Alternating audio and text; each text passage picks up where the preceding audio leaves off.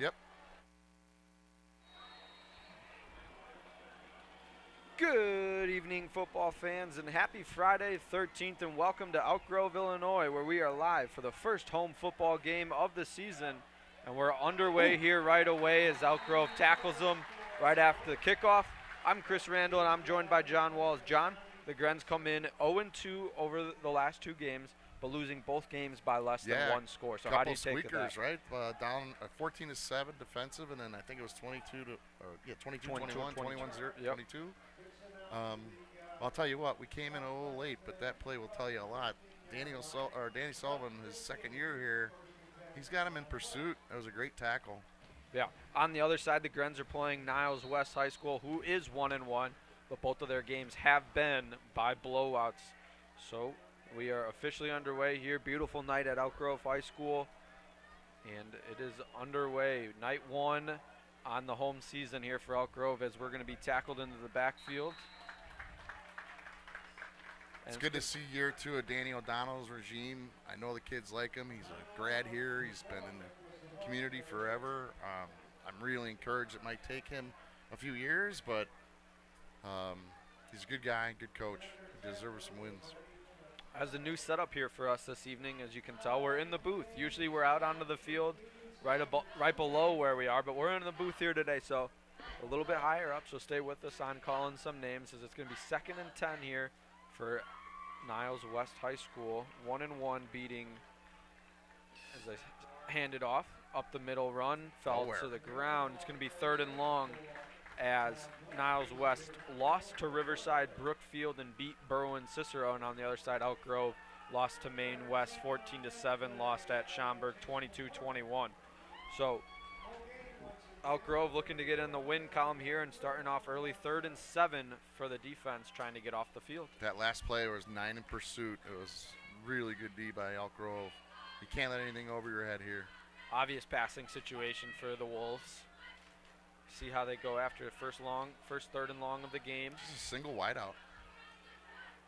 As we do see that a lot. Last year, we saw a couple triple option type plays from Elk Grove. Wonder what we see here this evening.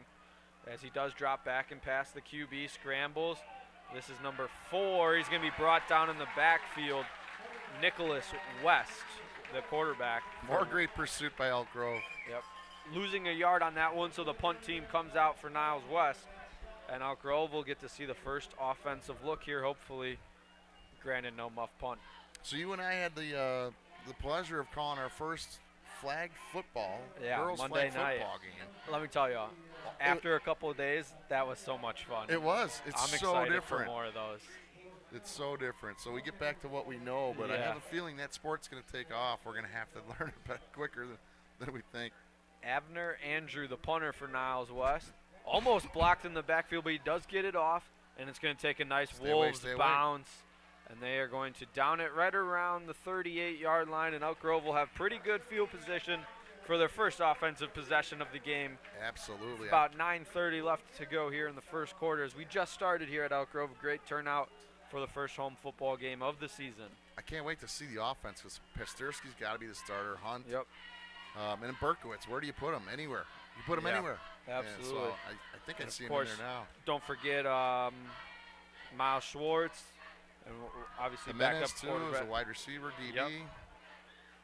A lot of names that we've been calling here the last couple of years, and it's great to see him back out on the field. I remember Jimenez last year was out for a couple of games with an injury, and he's right there, first person on your screen going up to down, Nick Jimenez, as Pazerski's in the shotgun here.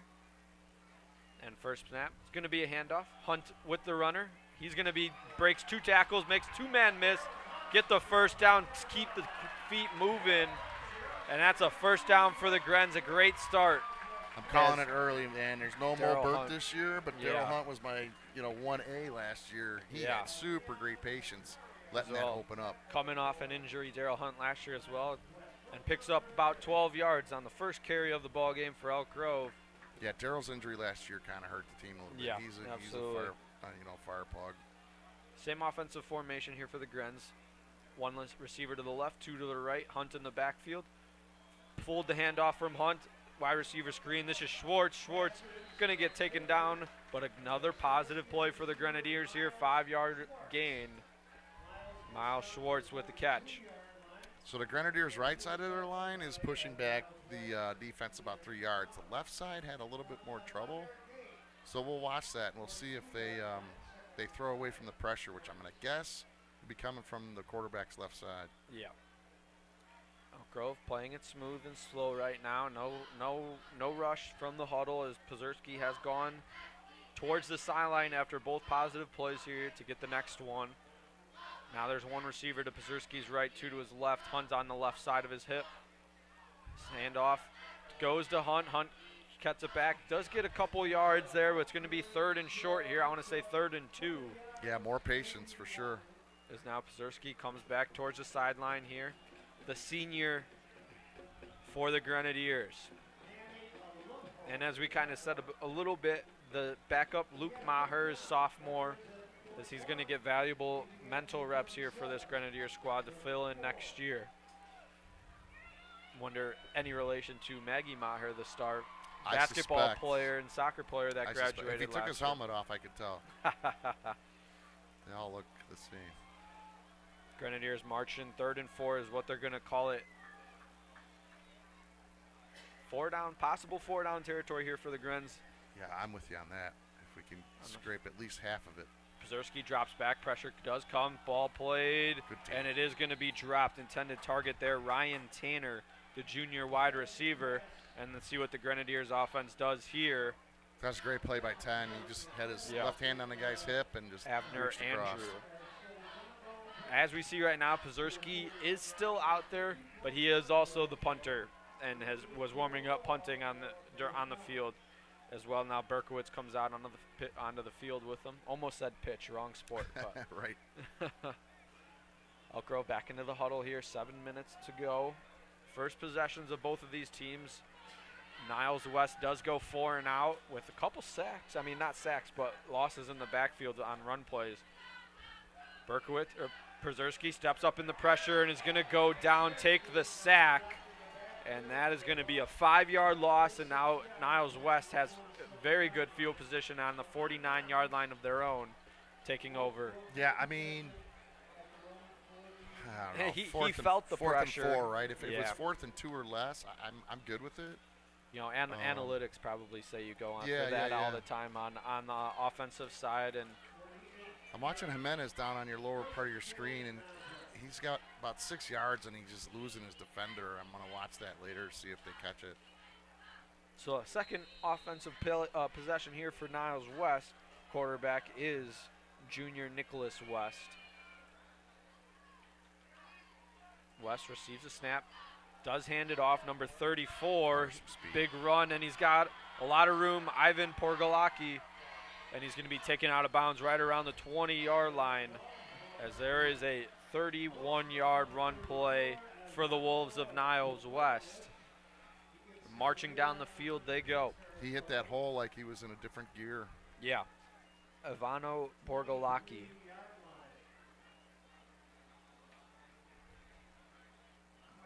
He remains out on the field.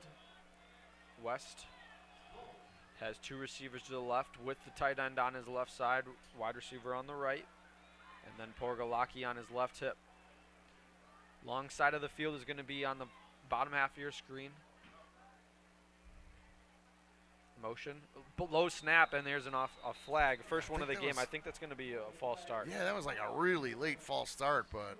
Yeah, and I don't think West, the quarterback, was ready for that snap at all. And it is a false start, so moves back. Niles West, 5 yards, 1st and 15 now. If it seems weird, it is weird. And something about that seemed weird. It was kind of. Yeah, no one was on the same page there on that front side.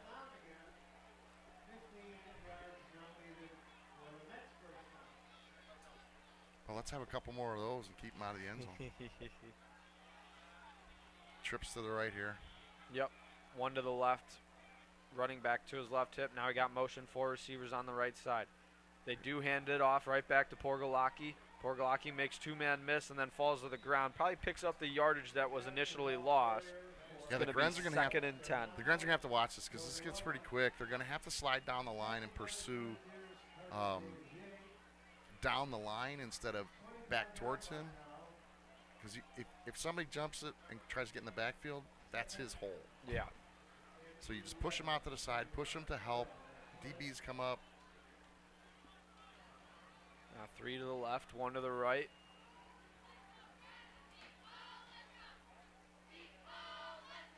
Snap. Looking to pass here is West. Look at pursuit. Throws it up. Jump ball over. That was over Miles Schwartz, and it does go into the end zone for Niles West. Miles Schwartz went for it all, and it goes over his head. First touchdown of the game goes to the Wolves. We'll try and get a number there. It looks like number 7. You could give me any dollar amount, and I would have told you that Schwartz would have had that ball in interception and went right through his hands. Kevin Foley was the receiving touchdown of the first one here this evening, and they're going to line up for the extra point. Chris, I literally was watching to see how Schwartz was going to get to the end zone. Yeah. That's how right at him that was. Field goal up and through the uprights. Good Number kick. 89, Luka Sajovic, the kicker. He had a big leg in warm-up. Yeah, you said it was about, kicked it from what, the 25-yard line, and still had another 25 yards Easily on it. had another 15, 20, no question. So first score of the game goes to Niles West on the receiving end, Kevin Foley. Grenadiers, though, had some good positive plays in their first possession. We'll see how they respond back right here, down 7-0 with 6 minutes and 10 seconds left to go in the first quarter. That's why I go back to that 4th and 4. I would have just punted at punting 4th away. and 4. Yep. 4th and 2, I would have gone for it. Flip the field, play the field possession Yeah, right. game. It's just so early in the game. As myself, as an Iowa Hawkeye fan, that's the best part of the game is the punts with Torrey Taylor now on the Right. Chicago Bears. But Yeah, he's a monster. Gosh, they had an interview with him. He's got like 6 different types of punts. He could put side spin right, side spin left. He's going to be fun to watch. I'm not kidding absolutely, you. It was on Hard Knocks. I was like, this guy's impressive. he, There's some great punters in the league now. The Titans have a huge leg that's been there for a couple years. yeah, The Bears, I think Houston has a real decent punter. It's a whole new concept now in the league. everyone disowns you for drafting a punter in the draft as well. But then once you have the ability to switch the field from your own 20-yard line, who could pin you back. The Titans punter last year had more than his fair share of 67, 68-yard punts. And these things weren't rolling. You know, they were in the air 58, 59 yards. As you can see here, as we didn't say it in the top of the broadcast, but the NFL rule has not come down to the high school level. So we have the traditional kickoff, and it will be the Wolves with the second kickoff. First one since the opening one, and it is very booted short. away. Somebody's got to pick it up. Yep, scooped up, stays, and finally goes out of bounds. Late hit there. We'll see if this comes out. It does not. That was close. Yeah, he didn't fall to the ground. I think if he sold it a little bit more, he probably would have. As Nicholas Jimenez was the one that scooped that ball up. The line judge had thought about the pocket and then let it go. Elk will be starting their field position right from the 35-yard line. So once again, a decent field position for the Grens. We got to get some first downs here, right? Yeah. I mean, that's really is the key to this. Just let's get 10-yard chunks at a time. We'll figure it out from there.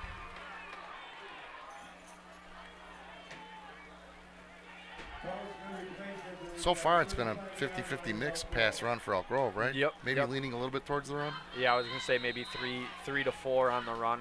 I almost just called Lucas Rogers, although he's gone. Ryan Tanner wearing the same number as Lucas Rogers. Here is a handoff. This is to Berkowitz. He's going to power his way through for about 3 yards. First time we're seeing Berkowitz listed as the tight end, but last year we saw all the time moving all around the field. He went. Most people would have had a 2-yard loss on that play. But a positive 3 yards for the Grenadiers.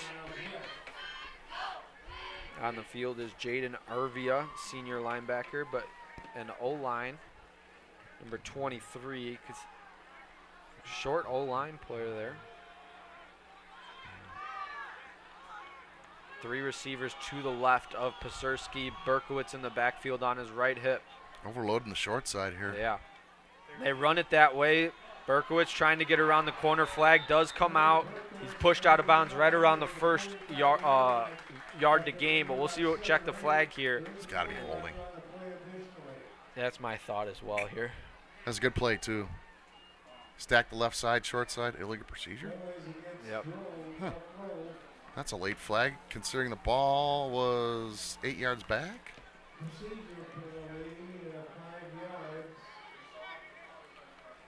So flag is on the Grenadiers, as you were able to see by the referee. Oh, he just threw it in the air, maybe. I get you now. It's like, why is the flag up there? Pretty decent crowd again. First game of the season for Elk Grove. Niles West Side's filling in. 2nd and 12 here. Obviously want to get some yards back so you're not on a 3rd and long, obvious passing play. You want to get 3rd and manageable, possibly 3rd and short. 2 receivers to the Pazurski's right, running back in the backfield. It's got to be a positive play here. They do hand it off to Berkowitz. He's going to get yards back, and probably the yards that were taken away. So it's going to be about 3rd and 7, 3rd and 6 here on this play. As the clock continues to count down. Here at Elk Grove High School, the first home football game of the season. Grenadiers looking to get on the win column, as they're 0-2 at the moment, but very close. They've been in every single match so far, losing 14-7, 22-21. Perfect night. I'd like to have a night like this every game we do, but I doubt that's going to happen. Yeah. Homecoming's going to be on EGTV this year. Yep, 2 weeks away for that. Hersey High School, and quick little throw out for that one. The Hersey QB is a Vanderbilt commit, so you don't want to miss that one. Pazurski rolls out, and he was open. That was Ryan Turner. Would have been open for the first down, but a little outside his reach, and it's going to be 4th and 6 here. Yeah, he had for the Grenadiers. two Niles Wolves all over him. Yeah. He had to get rid of the ball at that time. Unfortunately, the Gren guy didn't get separation until after that, but I like the call. It would have been there. All right, let's see what James, that's his brother. Let's see what Daniel can do here on the punt. Yep, as we said, Pazurski is the punter as well for this team, so you always don't want to try and cut out a fake here, but I think this is too far into their territory, especially down 7-0 on a fake. Pazurski, clean area to punt. He gets it away. This looks like a pretty good one. Sends the runner back, and he's going to be squeezed. Fumble, or did he not call a fair catch? There was absolutely no pressure on Pazurski there. He had all day, which I'm assuming he didn't call a fair catch because the Niles West coach is on the field right at the far hash mark yelling at the kid that cut the ball. So I don't think he called a fair catch. I'm guessing not, and he was loaded with Gren staring him in the face. Absolutely. They were standing there waiting for the punt to be caught. Great punt there by the QB, Pazurski /punter. And now the Grenadiers defense on the field, down 7-0. Do you stop here? 3:52 left. First quarter, we're still underway. Pick 6 would be good. Oh, absolutely. Nicholas West, the quarterback, 3 receivers to the left, now motion towards the right. It's going to be a QB keeper here on the. It's going nowhere. It's going to fall right down West, maybe a yard, but it looks like he actually lost a yard. So it's 2nd and 11. That's that sideways pursuit. Elk Grove's doing a really good job of it. They just let that 137-yard run. Other than that, the defense has been pretty stout so far. Yeah, multiple stops in the backfield. It is going to be a loss of a yard. As you can see as well, the new score bots onto your screens for this upcoming season. EGTV has stepped it up. We got a remote camera down there. You got Deb on the sidelines, wireless.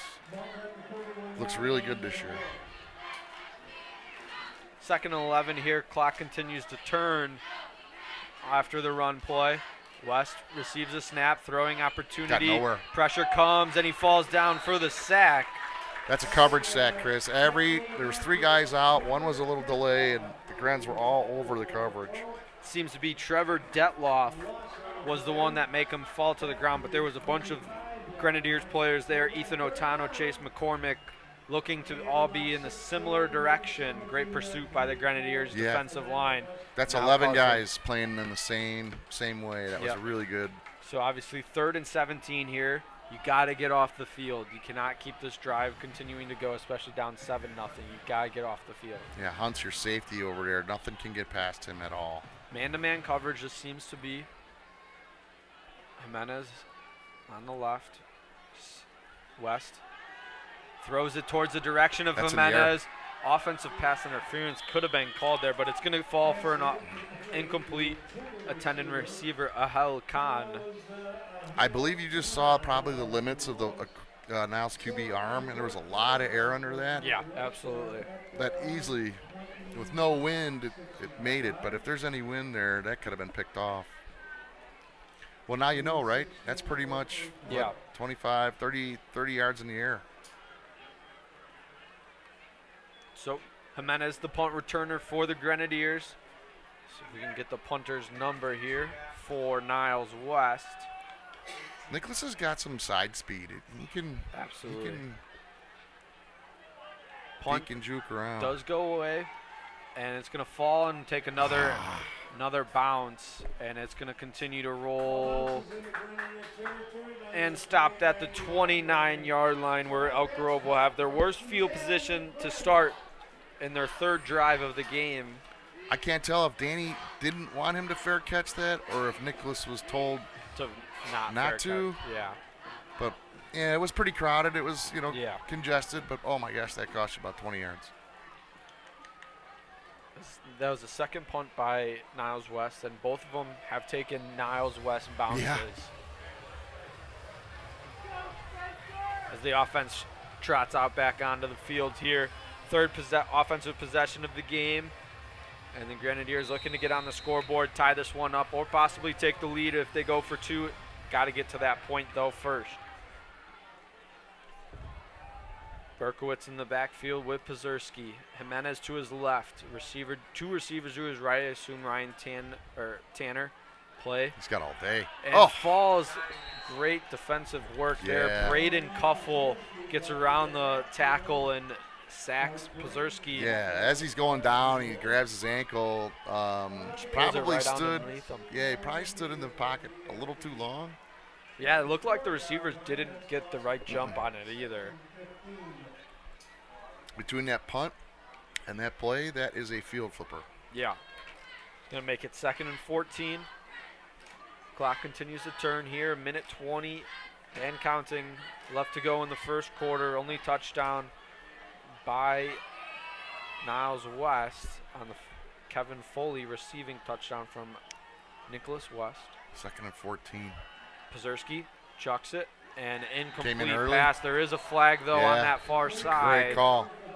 He had him horse collared around the waist there, kind of with his inside arm. It didn't look right from the far side.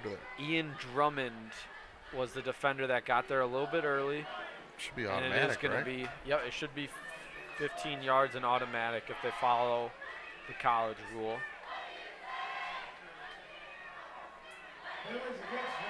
We need something like that for sure. Yep. So that stops the clock.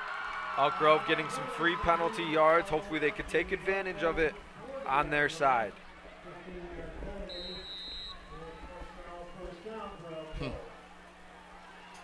It's a big penalty against Niles. Tanner and Hunt on the left side of Pazurski. Schwartz on the right. Berkowitz in the backfield. They do hand it off to Berkowitz. That's going nowhere. Oh, look at this. Makes two-man miss, and he's going to fall down for about a 3-yard gain. He got popped in the back at the very end of that play, but he made a little bit out of nothing. Grenadiers continuing with their run game. That will open up the rest of the playbook as long as you can get a couple of yards here as we're under 30 seconds to go. 2nd and 6. Here in the first quarter, Grenadiers down 7-0. 3 receivers to the left for Pazurski. Open field on the right. They hand it off towards Berkowitz, trying to get around the corner, and will be about 2 yards short of the first down. Steps out of bounds. It's going to stop the clock at 15.2 seconds left to go. Nicholas Jimenez just kept going and inside the white line, and a teammate came over and just wrapped them up. Yeah. It's a good call because, it gets heated out there, but you can't lose a 15-yarder when you're finally getting some offense going. 3rd and 1.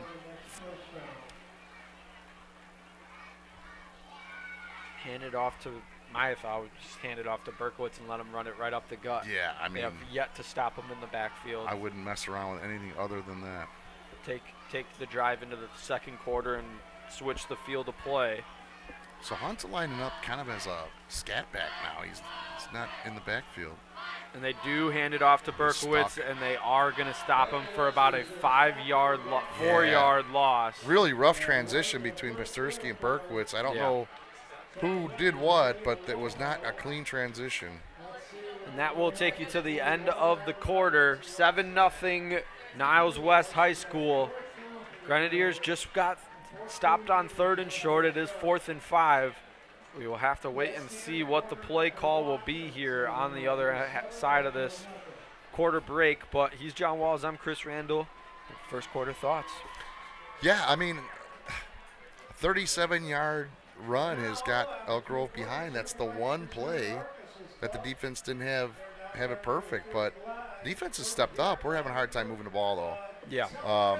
We need this first down. If Coach Danny goes 4th and 5, I don't know. But we need some offense. We need some offense. He had the big run about 13 yards on their first offensive play, and it's really been nothing since then. I'm telling you, Jimenez has got his guy beat, and we're going to see that down. It's usually on the bottom side of your screen. The problem is you got to let it develop. It's got to be like 4 or 5 seconds for him to get past him. But it's there.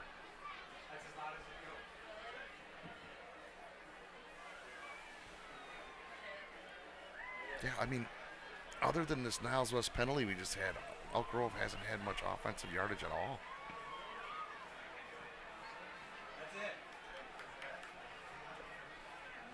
Looks like he's going to punt here. Yeah, I agree.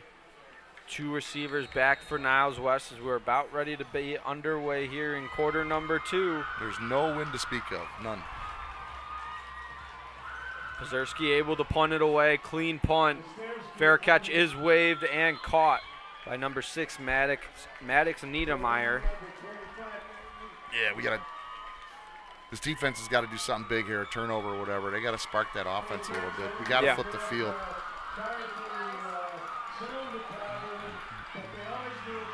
He said 131, 37-yard run, and then a pass that went through the fingertips of Miles Schwartz that went into the end zone. Otherwise, we should still be tied here 0-0. Yeah, 100%.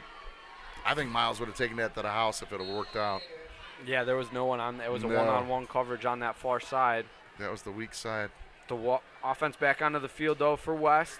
Handoff towards number 34. Going to be stopped in the backfield. That is Porgalaki. And we'll see what that goes for. It's 2nd down and probably about 8 yards.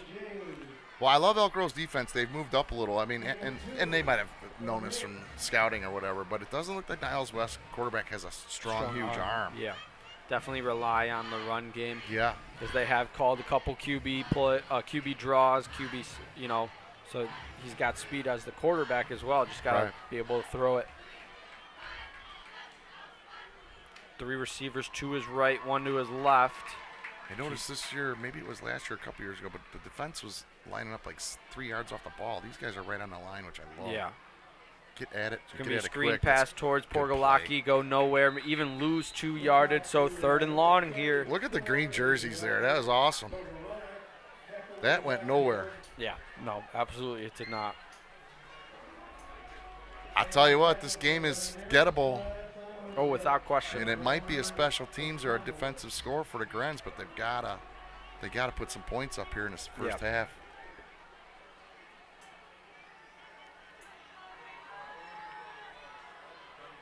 Yeah, we just haven't seen anything explosive on the Gren side, but and really offensive, passing wise, it's all been behind the scrimmage, looking for yards after the catch. But Cersei's got a decent arm. That's what I remember he had as well. A real decent arm last year. You might have to take a little gamble. Yeah, the run game right now isn't there, and that's okay. It's going to come back to you. You just got to try something different because right now it seems like Niles West on that side is expecting run. As here's 2 flags onto the field through the fingertips of the receiver. Flags everywhere. Receiver Sebastian Baptista. We got an illegal procedure flag zone and a holding flag zone, so we'll see which one they are calling. I'm going to say block on the back, Either way, though, it's going to move back And we'll see. That was a 3rd down, so we'll see if Elk Grove declines it and just takes the 4th down here and not give them another chance. I don't think Danny's going to take this. Because it'd be 4th and a gazillion. Yeah, I like that. Let's get the ball back with some minutes to go. 10 minutes to play here until halftime. And it looks like hopefully the Grenadiers offense can get something underway and get onto the scoreboard. Even 3 points would work. Obviously, you want to get them out of here with a touchdown with the possibility of fielding this ball at the 50-yard line. Senior Nicholas Jimenez back to receive. We need a fair catch here. If it's even remote, you got to keep this field where we're at here. You got to be on their side of the 50. Or close to it, for sure, depending on. Can have that 20-yard rollout again. And this one is a line drive kick. Be able to pick it up. Jimenez turn it up, splitting through it. Nice play. Falls and is going to get tackled right around the 45-yard line. Number 20, Armin Kohler. I'll tell you, Nathaniel Bailey gets the stop for Niles West. That's a real gutsy call by Nick, because that is an absolute knuckleball. Yeah, hopper off turf. It was a terrible punt that worked out in his direction at the end of the day. But great job by the senior Jimenez. And the Grenadiers offense is going to work way at the 45-yard line of Niles West. Next week, the Grens will be on the road. I believe it's at Niles North High School. Next home football game for Elk Grove is in 2 weeks, as we kind of said, September 27th. It is homecoming as they take on the Hersey Huskies. And our next live event for EGTV is Tuesday. Varsity soccer right back here. I'll be on the call with Brian Searing for that one. Siring. As 2 receivers to the left for Przersky. Handoff, fake handoff. So towards the direction 40 win, Nicholas Kovac. He's got some blockers, gets the 1st down, and finally falls to junior tight end Nicholas Kovac. I guess you and I just got to start talking about what we want, and we get it. Big chunk play, good play by Nicholas to get it, keep it on the side of 50, and a good chunk play there. Good pull there, as Berkowitz would have been stopped in the backfield as well on that RPO action. As always, if you'd like to see this game in replay, it will be available on the EGTV website on-demand section, and that's eg-tv.org for the website on-demand section, and you'll be able to watch not just this game, all the games back, and there's been some fantastic games this year as now QB draw for the Grens. Berkowitz took the snap. Yeah. No, that was Przersky on the QB draw. Far side. Yeah. That kind of surprised me a little bit. Yeah. Goes nowhere, 2nd and 10, but they now have the long side of the field here on your near side of the screen, bottom of the screen it would be. Got plenty of time here. Just 1 or 2 more 1st downs and we'll get in the zone. The kicker for the Grens was warming up pretty well too. He had a good leg on him as well. So obviously you want to come away with 7, but points on the board is positive here in the 2nd quarter. Want to make sure you can gain some momentum in going into halftime no matter what. As it is 2nd and 12 officially. 2 receivers to the right. Daryl Hunt has been quiet since that first drive. And it's another QB draw as it was a fake towards Hunt. That's going to give us about 2 yards. 2 to 3. So 3rd and 9-ish for the Grenadiers. Got to throw the ball here. Absolutely, yeah.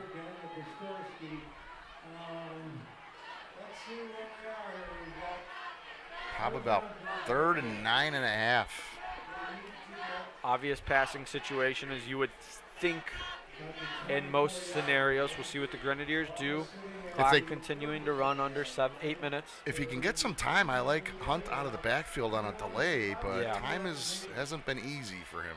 Yeah, no, this defensive line of Niles West has been creating pressure.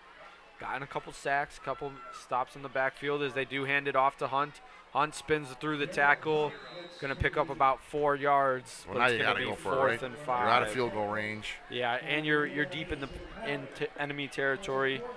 They're going to call it 4th and 6. The only way I like not passing the ball there is if you had every intention of going for it on 4th, which I like. Get something manageable. Schwartz comes out, or that's Ryan Tanner out onto the field. What year is Tanner?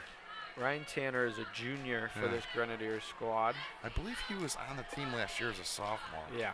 I remember saying his names a couple times. Yeah, right. Due to injuries. I mean, obviously, he's great talent as well, though. Also the DB. Empty. Pazerski goes towards Tanner. Makes a man miss, but then this third wave of Niles West defenders for the stop. Second turnover on downs. Second time the Grens failed to convert on 4th down, and it's going to be 1st and 10 for Niles West.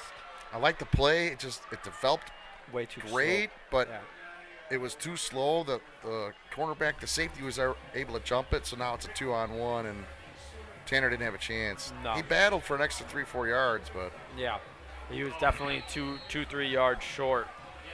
As the clock will stop after the unconverted 4th, 6:31 to go in the half. We need a turnover here. No turnovers yet in the game, right? Nope. West, the QB, flickers over to his running back, number 24, Ferris Julio. Missile. And helmet comes off for Grenadiers. He's going to be taken out.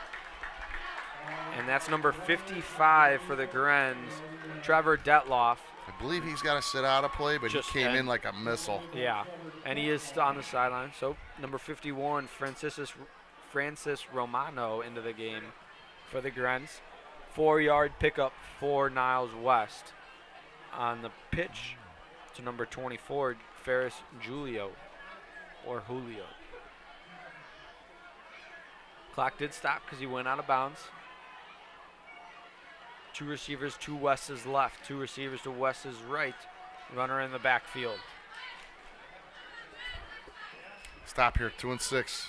Handoff right back to Julio. Nice. And he's going to pick up about 4 yards, so it's going to be 3rd and 1, 3rd and 2. Yeah, long one. Yeah, a long one is pretty correct. This will be a nice stop here. If they get a stop here, Niles will have to punt because there's just way too much time. You give Elk Grove the ball inside the 50. 3rd and 1 is what they're going to call it. Like you said, though, it is quite a long yard. Maybe we get a punt here and we get Nicholas to bust one. Yeah, he was close on that last one. Yeah. USA themed here for the student crowd. Yeah, it's pretty cool. For the Grens. Obviously a little quiet over there at the moment as the offense hasn't been able to turn too much. And we got our first charge timeout of the evening. It is towards the Niles West side. Yeah, something wasn't going right in the huddle. Yeah, 7-0 the score here. 5:29 to left to play in the half. I like the coach calling that because this is a huge first down for them. Absolutely. I mean, you gotta know what you want on 3rd and 1 on this side of the field. Yeah. Pretty straight up. It is in the middle of the field, so you got very manageable sides to work with if you choose a side, unless you run it up the gut. As you can see as well, maybe not as well, but at least on this side of the field, Elk Grove's got monitors now on their side with some iPads, and they're going over film just like the pros do. Yeah. The college level, after every snap, after every drive, you can say. So both teams have a ton of jerseys on the sidelines, which is awesome. You know, neither one of these schools are large schools. And just to get kids into jerseys, that's the start. That's the start of it.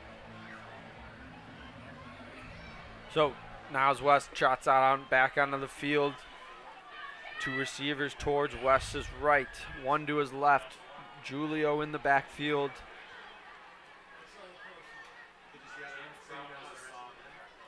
And they do jump. Number 54, Ethan Otano, gives Niles West the free first down. That was a hard count because half the line jumped. Yeah, he's the only one. He was the one that jumped over the line, but everyone else did flinch. You're absolutely correct. He was guilty, but not the only one. That's a killer. That is a killer with 5.5 to go. You want that ball back. Otano already down on the line. He's ready for the next play. That's great. See if he can now take charge of this one. West takes the low snap, hands it off to Julio. Makes the man cuts back, and Berkowitz is going to throw him out of bounds at the 50-yard line. And it's going to be a 7-yard pickup for Niles West as the offense is starting to turn here. 5:20 to go. See, the Grens obviously want to try and get the ball back before the half, but on the other side, Niles West would love to just run this clock out all the way to halftime and get a score. Danny's giving the back judge a little bit of a thing. Jimenez got tackled well beyond the play, and the Niles guy didn't get up. You know, he's until the whistle, right? But Coach O'Donnell thinks he was taken down like a wrestling move, but that's going to go for naught. 2nd and 3 here. Yep. Let's see what West and the Niles West offense will do. Offensive player in motion is Ahil Khan. He does get it. Khan going to be stopped for no gain, so it's going to be 3rd and 3. Good defensive pressure there as there's multiple Grenadiers around the tackle. I'm trying to figure out why Niles keeps running from sideline to sideline because Elk Grove's been great on that D. Yeah. Here we go again. 3. Yep. Hit instant replay. This is a big, big stop because you still have plenty of time to score with your timeouts. As you can see, a very good crowd here for the Grenadiers on the first night of the season. First home football game. This isn't the first night of the season, but first night of the season for the home squad. Got an offsides here. Oh, no, he gave the snap. Julio, and he's got a flag. big hole. Flag does call him. Falls down to the ground right around the 33-yard line. We'll see what this flag is. I think it might be offsides. Excuse me. Yeah, offsides on the offense. The flag came out of his pocket the minute it was snapped. Yeah. He gave the ref, the wide receiver did check with the ref. And they're picking it up. So Julio will come down with a big run. How does a side judge throw a flag on a player that's 14 feet from him? Next thing you know, we're picking it up. So another big run for the for the Wolves, as they are now deep in the Grenadiers' territory. They're going to start with a new fresh downs at the 33-yard line. If I'm Niles, they don't run the ball side to side. Their chunk plays have all come over to guard and tackle. Yep, right through the gut. You need to take the side to side runs, throw them out. Yeah, and this Julio and Porgalaki, who isn't out on this possession, but they both had success running up the middle. As here's another handoff to Julio. Going to be met right away. Pickup of 3 yards. First one there. 13 had something on that. Yeah, Berkowitz was there. As Berkowitz is always in the play. Yeah, right. Pickup of 2 yards. So now you've gone to trying to tie it. Now you're just making sure you're only down by 1 here with a couple minutes left. One score. That's 3.5 left. You got to keep them out of the end zone here.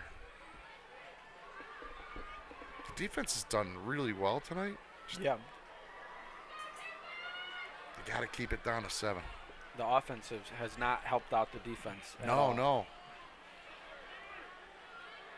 West receives a snap. He's going to be QB draw. He gets around the corner. Nicholas West bounces off a couple tacklers. West going to fall towards the red zone inside the 10 of the Grenadiers. And it's going to be 1st and goal from about the 5-yard line for the Wolves of Niles West. Good run by the junior quarterback. Determination just paid off, right? Yep. We got a Gren down here. Yep. Jaden Ariva, number 23, onto the ground. Yeah, determination. I mean, he could have been he broke about 5 tackles down in the far right side. He was bouncing off Grenadiers left and right there. Clock will stop here due to the injured player. 2:55. Once again, that's Jaden Arivia, the senior linebacker for the Grenadiers. I'm thinking it's Grant because it's not football weather yet, right? Yeah.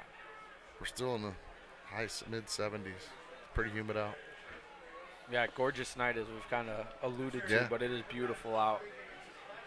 That's why we got a quick second. The annual Hometown Parade is right around the corner next Saturday, to be exact, Saturday, September 21st. Come celebrate. The theme of that is Landmarks of America. The parade will kick off at 2 p.m. on Elk Grove Boulevard near Toohey Avenue and will end at Lions Drive. The whole parade will be broadcasted live at EGTV Comcast Channel 6 and on the EGTV website or Facebook page. And the Saturday, September 21st doesn't end just with the hometown parade. The Oktoberfest also goes on from 3 p.m. to 11 p.m. Enjoy live music, German food, beer, fun activities, and a lot more. You can find a bunch of more information on Oktoberfest at elkgrove.org. Oktoberfest is always fun here in Elk Grove. They do a nice job. As we are back after the injury, the clock's now going to start, and the Wolves will work first and goal at the 6-yard line of the Grenadiers. I wouldn't go from what got you there. Right over the right see. guard. Oh, bad snap. Bad snap. West picks it up, and Nice. it's going to be tackled right away. Loss of about a yard. So 2nd and goal from the 7-yard line. Low snap was what caused that one, and then the pressure of the Grenadiers.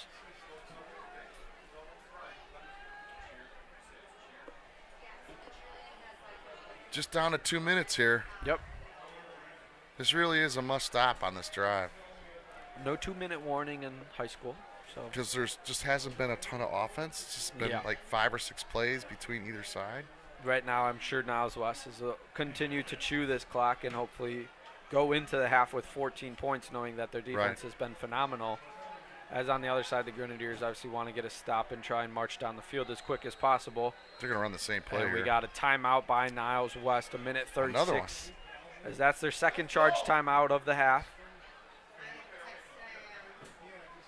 1:36 to go in halftime. Grenadiers trying to hold 7-0. But Niles West marching down the field, and it's going to be 2nd and goal from the 7 after the timeout.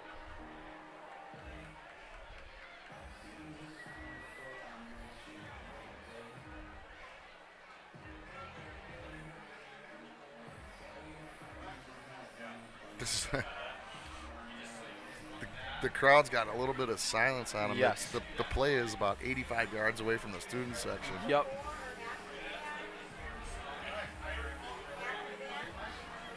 All right, Elk Grove. Pick a hat and get on it.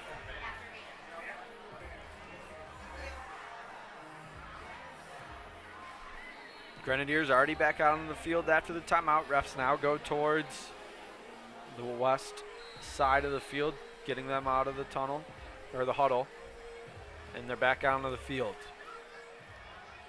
West and Julio in the backfield for the Wolves. 2nd and goal, 2nd quarter. Yep, from the 7-yard line. Motion. Ooh, they're going to throw it. West looking towards the motion Nice man, towards the defense. pylon. Intended receiver Ahil Khan, and swatted away there on the other side. Miles Schwartz, great defense. Great pass by West. I think they Better were looking defense. to pick Schwartz off in the end zone on a little, pick curl play. route.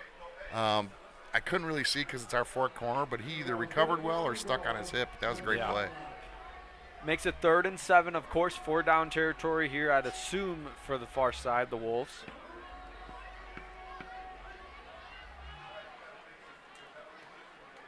Yeah, this would be huge going into half. Just the stop, just some momentum. Yeah. See if now Niles West gets back to the run game between West, and now there is a new person in the backfield, number 44 or 41, Gabriel Banduis. West runs with it. West trying to get around the corner, met, and going to be stopped right around the 6-yard line. That's huge. Pickup of maybe a yard. That's huge. Now the offense has got to take that. And now we got another injury. West still on the ground for Niles West, and the Grenadier, that Nicholas looks to be Jimenez. Jimenez on the ground. West walking off on his own power, as you can see. Still glimpsing of pain, though. If I do my replay in my memory, he kind of got blocked in the back and got pushed into the play. The Niles defender was actually pushing him, trying to push him past the runner. If I think that's how that happened. He just got some friendly fire, I believe.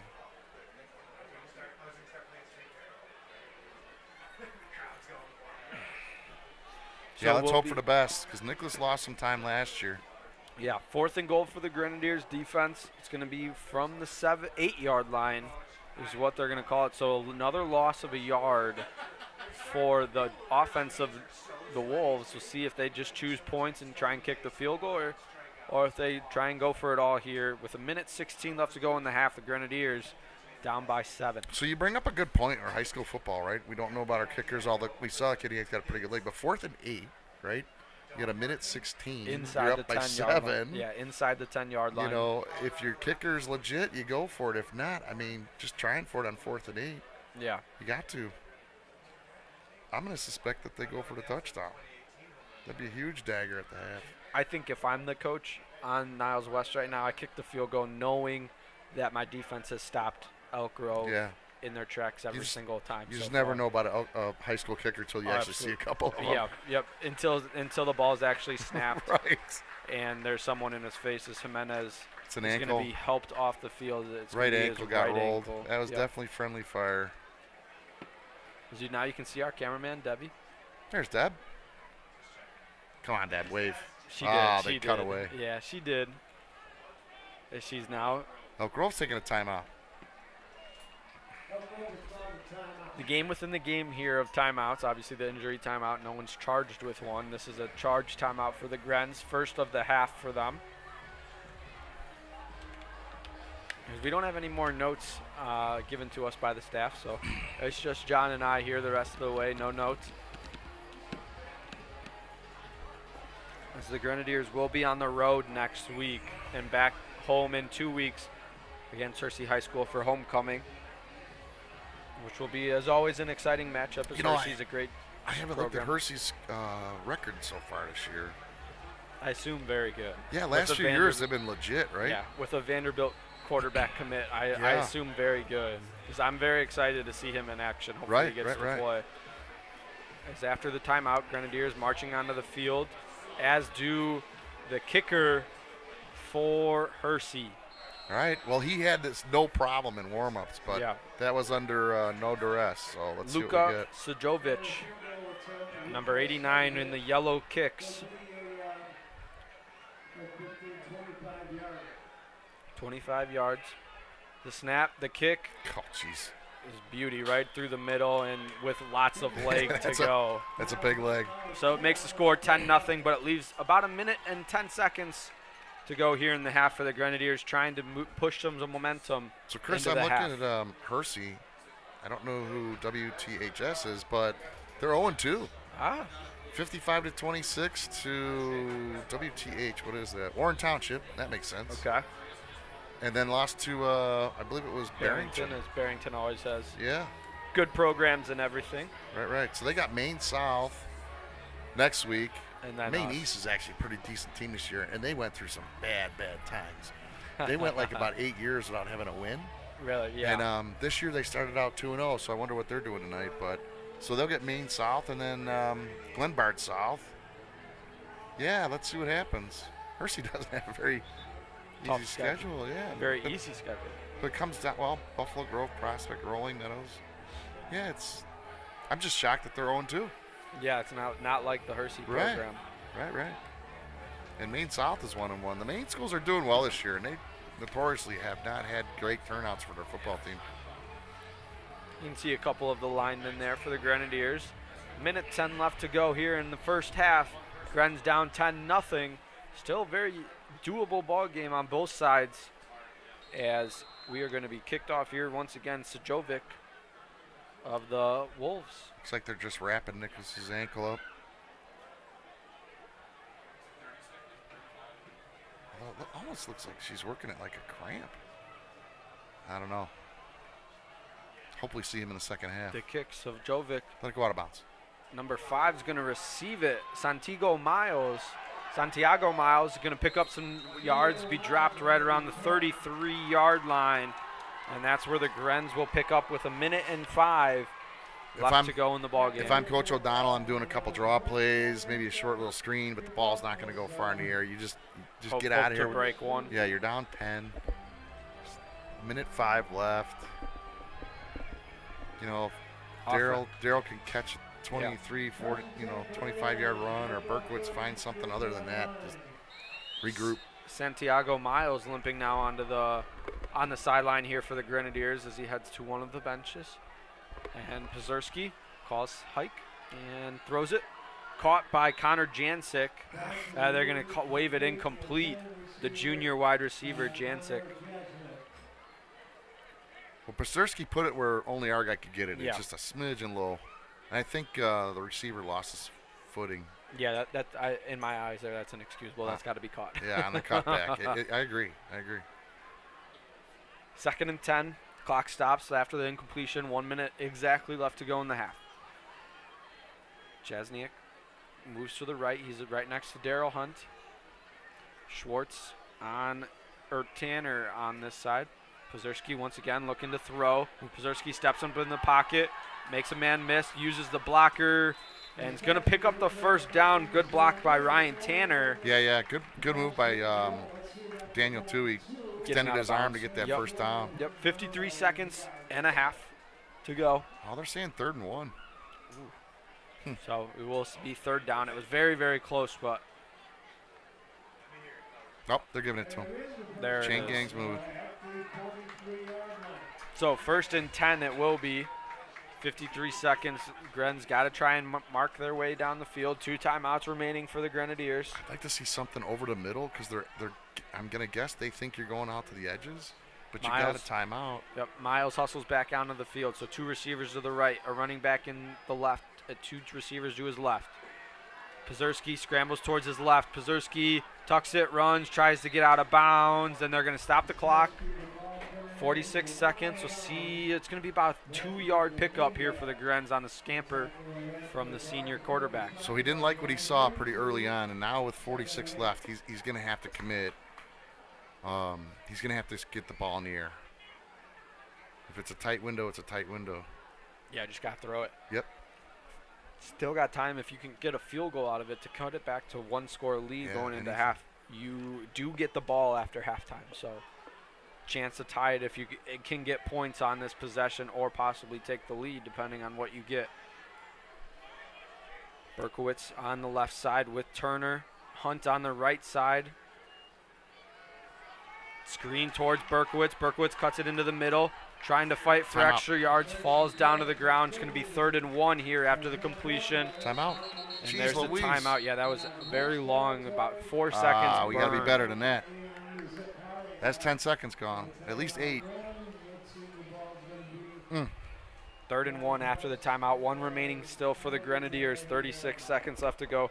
Berkowitz a little shaken up, as you can tell. He got dinged in the leg earlier on in the first quarter, if you remember. Kind of rubbed it off, shrugged it off, but it's starting to bother him. That was a nice cutback for a big kid. Absolutely. Right? That was a great play. Stopped on the dime, able to move agility-wise very well. As we are coming up to the halftime. Berkowitz is going to stay out there. Hunt here down on near us. Gren's starting to move the ball a little bit as well now. Is this just a Niles West playing prevent defense allowing them to do that? Or? Yeah, they got quite a few guys deep here. They have all this whole drive, but offense is offense. We'll take it right now. Yeah, got to get wide open if you had the time to set it up. As they remain in the same formation, 2 to the right, 2 to the left, running back. Pazurski QB draw. Good block. Pazurski continues on his feet into field goal territory. Taken down at the 27-yard line. We assume to be field goal territory. They're 28 seconds. They're just going to spike the ball. They're just going to down the ball here real quick. As Niles West tried to intercept that would have counted if it was intercepted. You've seen that before, right? Yes, it's absolutely. kind of a new thing. Wasn't there a college player that picked it off? Did it, yep.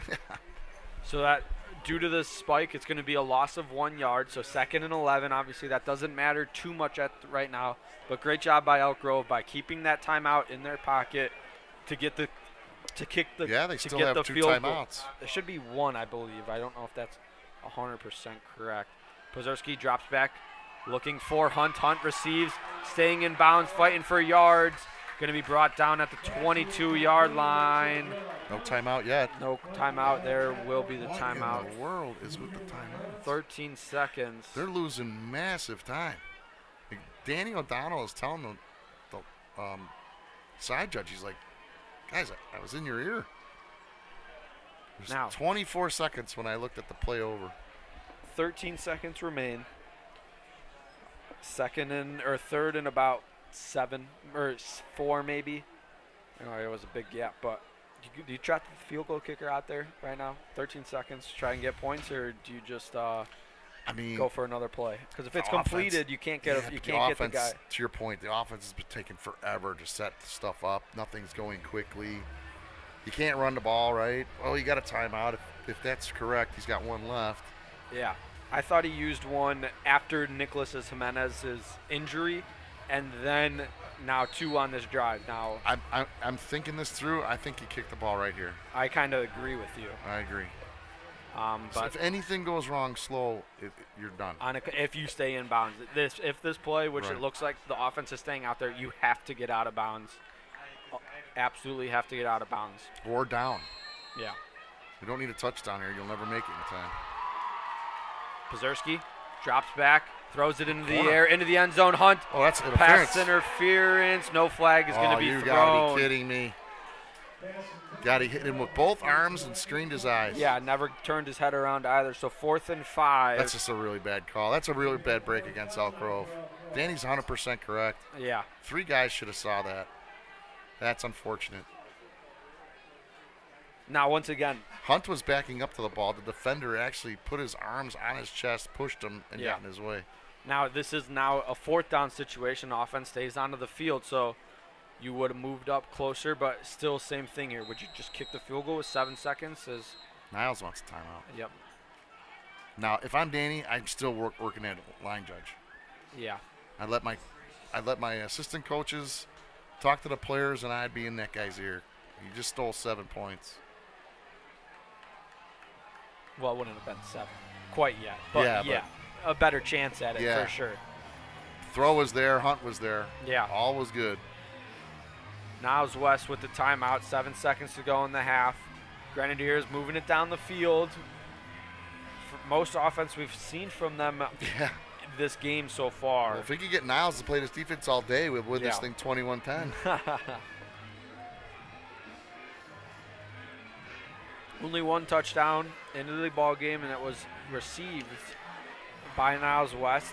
Number 7, Kevin Foley on the receiving end, thrown by the QB, Nicholas West of the Wolves. And it looks like there's going to be a pretty good halftime show here at Elk Grove. It must be an orchestra or a dance troupe or something. I'm assuming that it will be shown, but obviously not presented live with me and John here, but big 4th down here, 4th and 5. 7 seconds left to go in the half. Pazurski. I think they're lining up for a field goal here. I think this is the right call as well. Pazurski to snap and hold. And it looks like number 30 to kick. Dimitar Pendev. Yep. Get it. And not Niles there. Is coming back with it. No, they call it in. No, so short. And that will be the first half as well. It's going to expire. It looked well, but not enough leg on it. So we go into halftime 10-0 in favor of the Wolves of Niles West High School. Obviously, the offense wasn't there for Elk Grove, but first half thoughts. Yeah, defense is playing great. I mean, they're running Niles side to side, and they're doing well. They get a little bit burned on the inside. But, yeah, I mean, Elk Grove's offense just was so sluggish, and they put up 20-some points last game. Yeah. But this little last 3-4 minutes kind of showed me a little bit different. Pazurski had a bigger arm than I thought, and I hope they can build on that. We got to open up the middle of the field. We just have to. 10-0 will be our score as we go into halftime. He's John Walls. I'm Chris Randall. We'll see in about 15 minutes for the second half. Elk Grove looking to make a comeback here.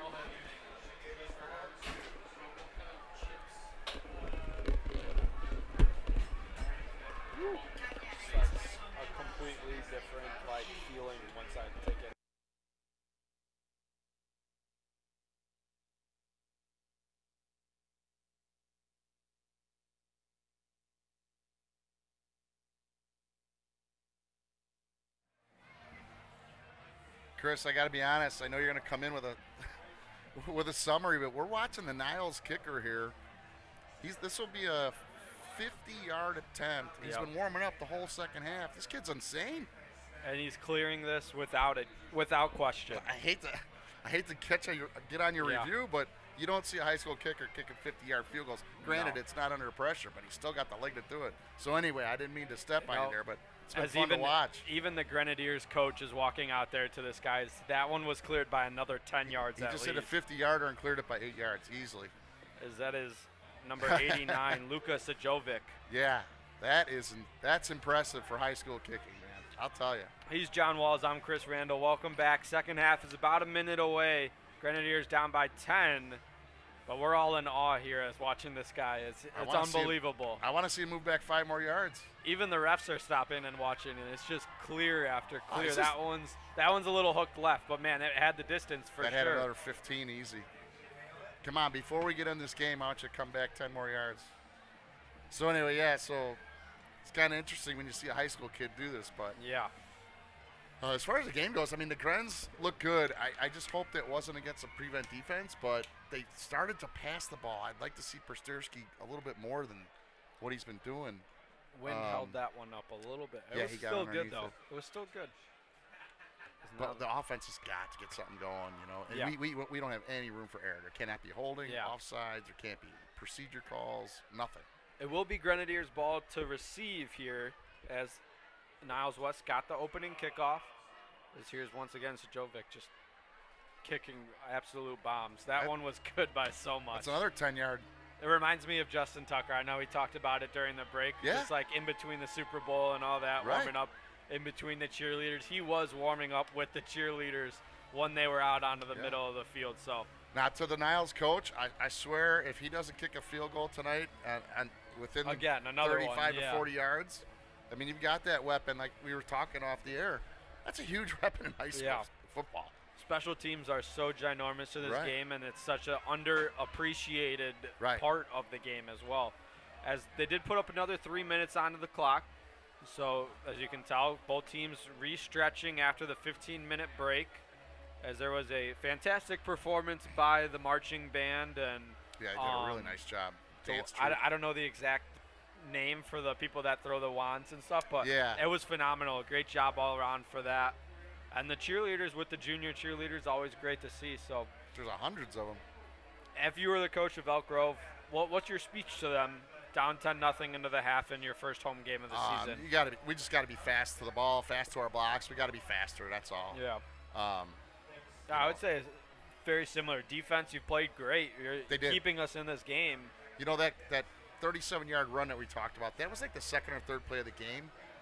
I think they just got caught out of position. Yeah. But after that, Grens have tightened it up. I mean, the field goal came on a penalty. That's how they got kind of in field goal range. The defense is there. I think the offense has just got to be faster. Yeah.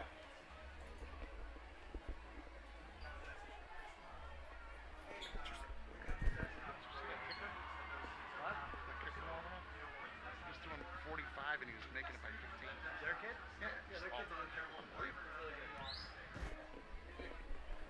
Daniel O'Donnell's working the same line judge that missed that call in the end zone. Not that I'm a homer, but that was a missed call. As we are getting ready to go, Pazerski warming up on the sideline, warming up the arm. He's chucking it about 40 yards right now, so he's got the bomb. He does have the arm. I just want to see him, let him use Let it. the coaches let him use it, Right. absolutely. He's a senior, so this is his second starting year as quarterback. That's how you open up the playbook. Take a shot down the field. Correct. Yeah, you got to have the time to do it, but just do it.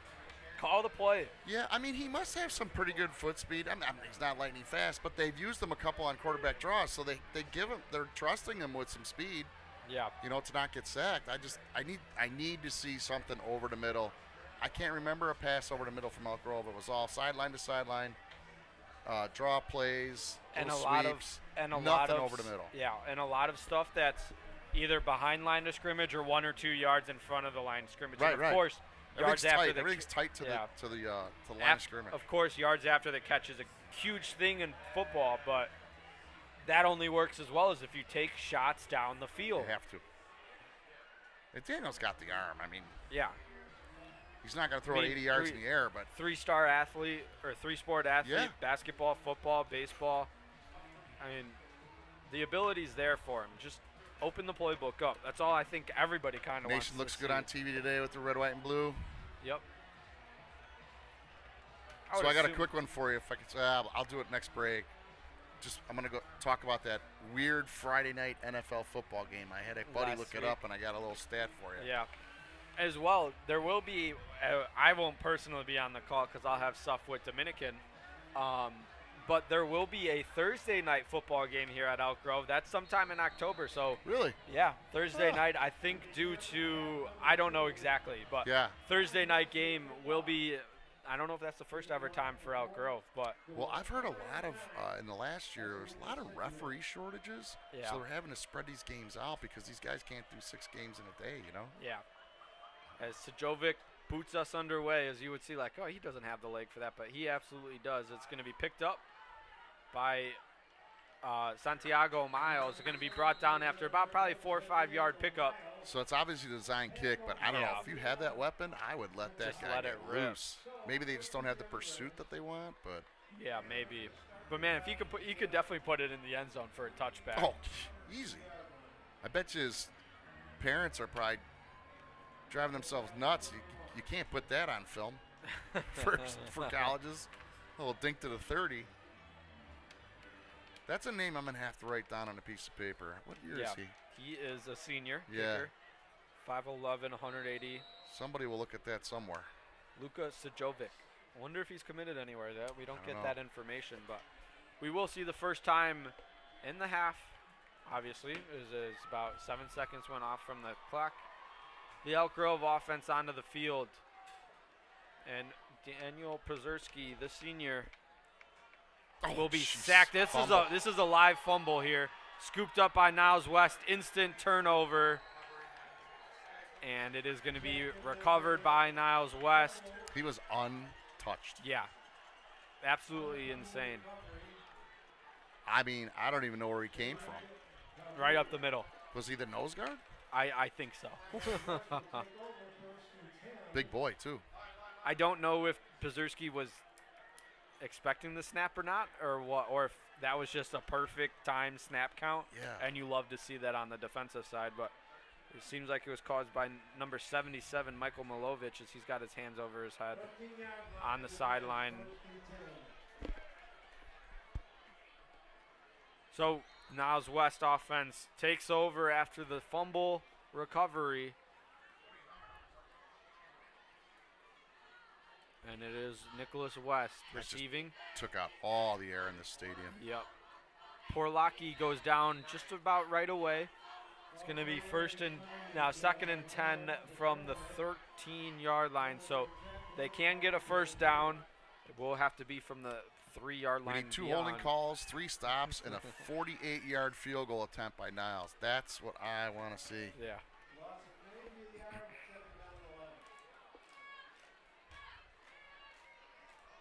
See what West does. 2nd and 11. That was a good play for the loss by the Grens. First down can be marked at the 3-yard line and beyond. This looks to be a new quarterback here for Niles West as well. Maybe not. Looks 4, yeah. Still. Oh, no, number 1. So Dylan. Oh wait, I got the wrong side of my paper. Is this going to be a push? Continue to push by the Niles West. Falls down. Flag is on the field though. New quarterback though was John Rhodes, the senior. We'll say Nicholas West isn't marked on our sheet as a quarterback. Yeah. So wonder if something was wrong with Rhodes. Maybe he was suspended for a half and they were able to work. Hey, you never know. Yeah. You know? But anxious to see what this flag is. Someone said hold. Neither team is moving. Holding, yep, on the offense. Hey. 2 more. Yeah. 2 more, 3 stops, and we've got our field goal attempt.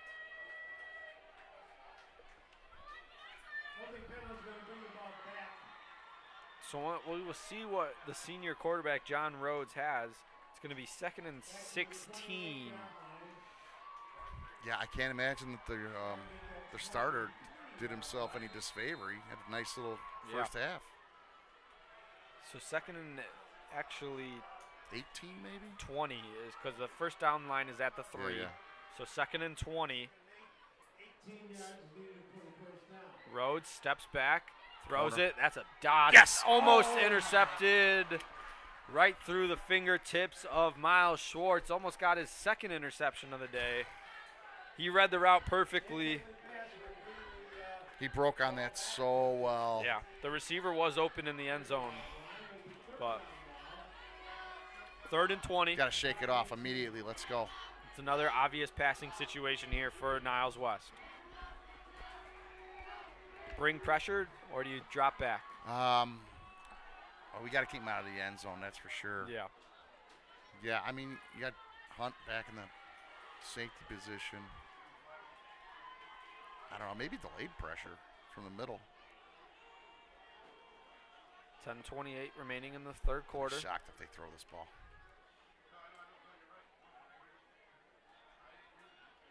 Jet sweep action by Niles West. Spin moves out of the first tackle, falls down at the 25-yard line. 25 plus 17 is 42. Yep. That's what we're looking for here. And A 42-yard field goal. No, I take that back. 35. Yeah, 35 plus. Ish. That's where the ball is. So Right. Initially. We add 7 to the snap, right? Yeah. So 42 yards here by the senior kicker. Don't run out of time here. Rhodes, the snap and holder. So now we'll get to see the leg in action from 42 yards. Luca right down the middle and with plenty of leg. Probably another 18. Yeah. That's impressive, man. I know we're Gren's broadcast. We got to stay neutral though. Yeah. Gotta support the greatness. So you know how the NFL had a Friday night game, right? Yes. You never see Friday night In games, and it Brazil. was always I was always under impression is they never wanted to conflict with high school football. So, a buddy of mine, we were talking about it, he looked it up. So there was an act passed by Congress in 1962 saying that very fact, that the NFL could not have a Friday night football, but it started on the calendar day of like September 7th, right? Yeah. It wasn't ever. It's here. Well, this was like the oddest year where high school football started a little bit later, and the NFL had it a little bit early, and that's how we got that Friday night game, because I missed the dang thing. I didn't even know it was Friday night. I had no idea there was football on. That was a Peacock exclusive. So you'll never see well. that again. I mean, they said it's like 1 in 300 years where the calendar would fall like that. It was a great game in Sao Paulo, Brazil. Yeah. The field was real slippery. I was watching some highlights. It was like, well, humidity there is like 400%, right? Yeah. As well as the Grenadiers would not be able to play in Sao Paulo, Brazil, because of the gang rule. There is no team was allowed to wear green, even though the Packers did wear green. But there was a big controversy about that before the They're so game. passionate about their soccer. Yeah. And it's a cool, even their Olympic uniforms. It's a great color scheme. Oh, for sure.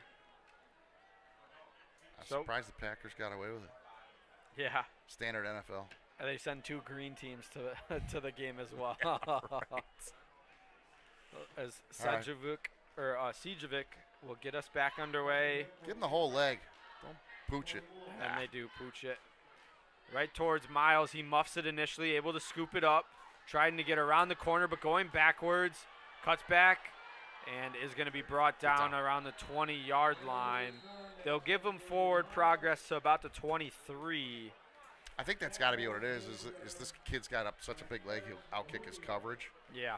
You know, even if he gets it to the end zone, you're going to get to the 25 before anybody gets to you. So still will be fun to watch. Miles, the junior, received the kick. Now let's see what Pizerski and the offense does after fumbling the first play of the half. Well, we got to get something going here. I know it's second half, a couple minutes in, but we can't have that goose egg on that scoreboard for much longer. No, you need to get points. Pizerski in the backfield. He's got Hunt with him on his left hip. He had a nice run early on, and they've gone back to him. Pulled it. That's a duck. And it's going to be brought down. Pizerski still elbow. on the ground. He might have hit his hand on a helmet. Yeah. He gets up. It just didn't look right.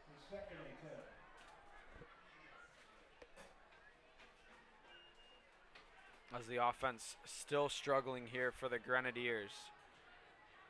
There's just no time to throw for the senior, and you want to open up the playbook is what we've been saying, but you got to give the guy time as well. So the first game was 14-7, Elk Grove lost, and then the next game was a 22-21. Yeah, so they put up 3 scores. At Schaumburg. First game was at Maine West. Maine West, I believe. Yep. We'll say this Niles West team is coming in 1-1, but they look very poised, very good. As here's a handoff to Hunt. Hunt, very patient, now falls, picks up about 4 yards, but great run. I mean, only picked up about 4, but very patient run, just got tripped up from behind. Well, that's how he busted that first one in the first quarter. It was his patience. He found a hole and just skirted through. Clock continues I see Ryan to run Sipper down there, number 4 in a white jersey. He had some bad injury last year. He's been rehabbing heavy. And I just heard he was at the doctor today, and the doctor said, nope, not until 6 months, which would take him in November. I feel really bad. It's his senior year. He was a receiver early on last year. He's marked down on the sheet as wide receiver as well. Pazerski throws it to Berkowitz. Berkowitz trying to get around the tackle. I think he's got enough for a first down. I want to say should be first down. Chains do move. So 13's been our entire offense here today. Absolutely. Aside from one run from Darryl Hunt. Right. That was the second play of the game. And I think that's just like Elk Grove. I think Niles got caught off guard at the second play of the game. They just weren't in the right spot. Yeah.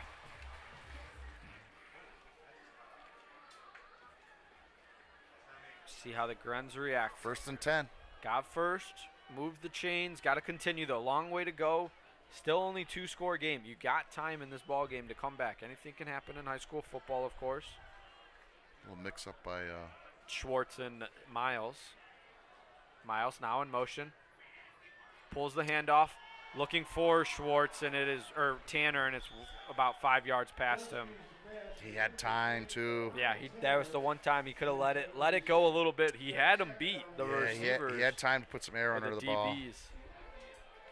Puts it to 2nd and 10. 8:26 to go in the third. I don't know if you're the coaching staff. You look at that like, I don't know. I'd go back to it. Maybe not now, but soon. Very soon. Hopefully you can move the chains once again. 2nd and 10. I like it though. Take a shot on the first play of this. That's the longest drive. attempt they've had all day. Yeah. Now Tanner lined up on the near side. Miles and Schwartz on the far side of your screen.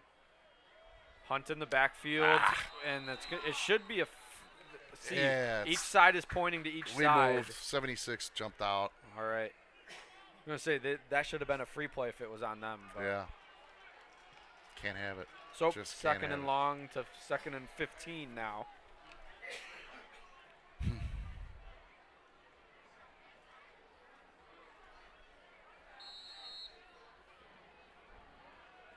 Yeah, so, game 1, game 2, I get it, but game 3, that stuff's got to be clean by now. Yep. Second time, the offense is offsides as well as on the defensive side and offside, or in the neutral zone, you can say. Pazerski receives the snap, has time once again, dumps it off to Hunt. A little behind him, going to fall and be completed. Still short, so 3rd and 11, I will say, 3rd and 12. 11's got a stinger in his left arm for Niles. If that pass is on the correct side, he's going to get 8 to 10. Yeah. I know it sounds nitpicky, but that's what you need to do. That's got to be in stride. He cannot turn around back to get that. Makes it 3rd and 12. Clock continues to run as he was in bounds, or not tackled, out of bounds. How that works is if, at least at the normal, I would assume it's the same, but if the tackle starts while you're in bounds, the clock will run even if you fall out of bounds.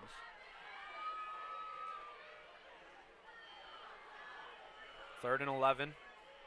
3rd and 12. Pazerski drops back. Pressure comes. Berkowitz over the fingertips. It wouldn't have been enough anyway if he came down with it. Nope, unfortunately. Berkowitz on the sideline in some pain.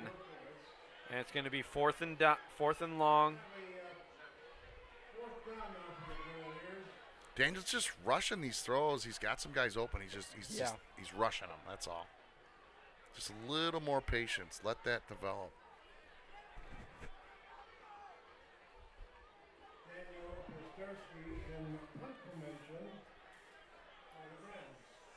Two players back for Niles West.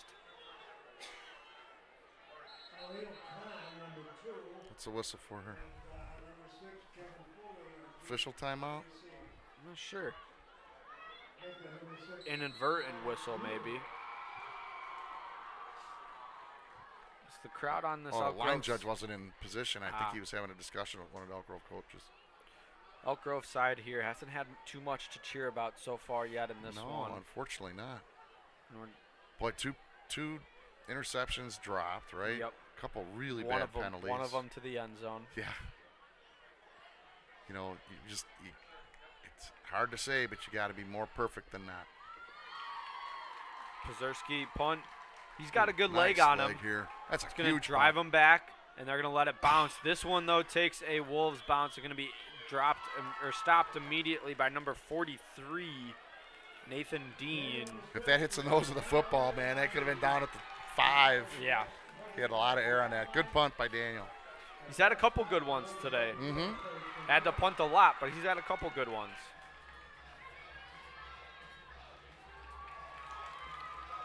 Well, at this point, you're going to need the defense to score. Yeah.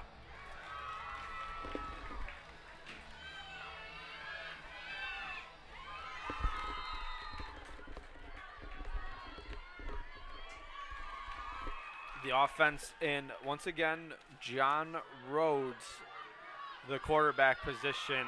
That's an interesting story because their first half quarterback did a nice job. Yeah, handed off. Poor Lockie. Oh, they are going to call him down. That was close. I don't know if he was. Yeah, I don't know. What I do like to see there, the quarterback went, and he was the lead blocker there for the running back, as that was Julio getting the first carry on this possession for Niles West. See if I can see Nicholas West out there, or if he just went to the sideline. Maybe he went down with an injury, or like we said earlier, maybe Rhodes was suspended for a half for something in a previous game. I know I'm fixated, but 89, the kicker for Niles, is still out there banging balls into a net. I mean, that's a kid that is desire and will be good at what he wants.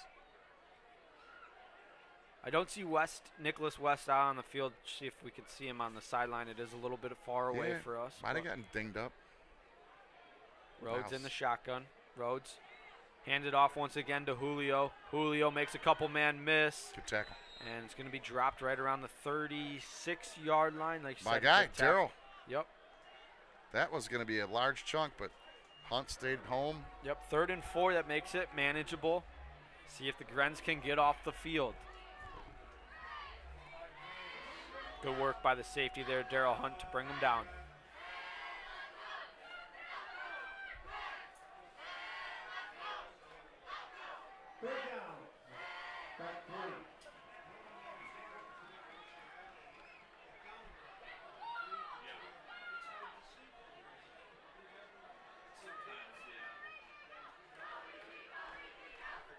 Let's get a stop here. Rhodes takes the snap, drops back, pressure comes, but they get in each other's way. Running back screen, nice first tackle. down is going to be given, though. Yeah, he's got the first down, but Julio called his name a lot here since the second quarter. It's been a very good job. Sophomore only as well. Well, you're getting now down to the point, 5:14 left in the third. The Grents cannot let up not even one more point. They have to stay within 14. Yeah. And we have not had a Niles turnover yet. Nope.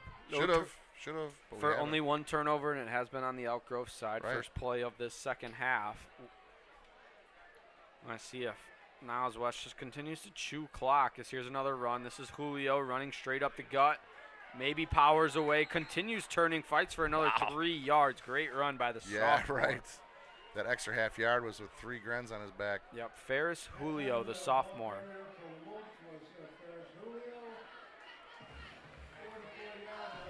All right, here you go. 2nd and 8. You cannot let them cross the 48. This has got to be the end of this drive for Niles. Yeah. I mean, honestly, if they get inside the 35, The legs there. The legs there. So, The kicker field goal. honestly, inside the 40, it really is. Probably still good. Extremely impressive. As you said, I know we're Grenadiers EGTV, but man, I want to see that kid kick again. I love high school sports, man. There's so many unwritten stories even at this age. Handoff once again to Julio. Julio cuts it up. Fights will be a first down and some more as this kid just got drive and continues to push the pile. Yep. As this is a sustainable drive for Niles West, and the clock will continue to turn. Once on the ref's arm movement, after every first down, the clock will stop there. Now it will begin as you see the ref turning his arm, so that means clock starts again. You just worry about Elk Grove defense kind of burning out a little bit. They've been on the field quite a bit. A lot, They've made some great stands, but. And as well, the offense hasn't given them a lot of time to breathe. No, there hasn't been any long drives. And you see the head coach right there for Elk Grove. Danny's a good guy.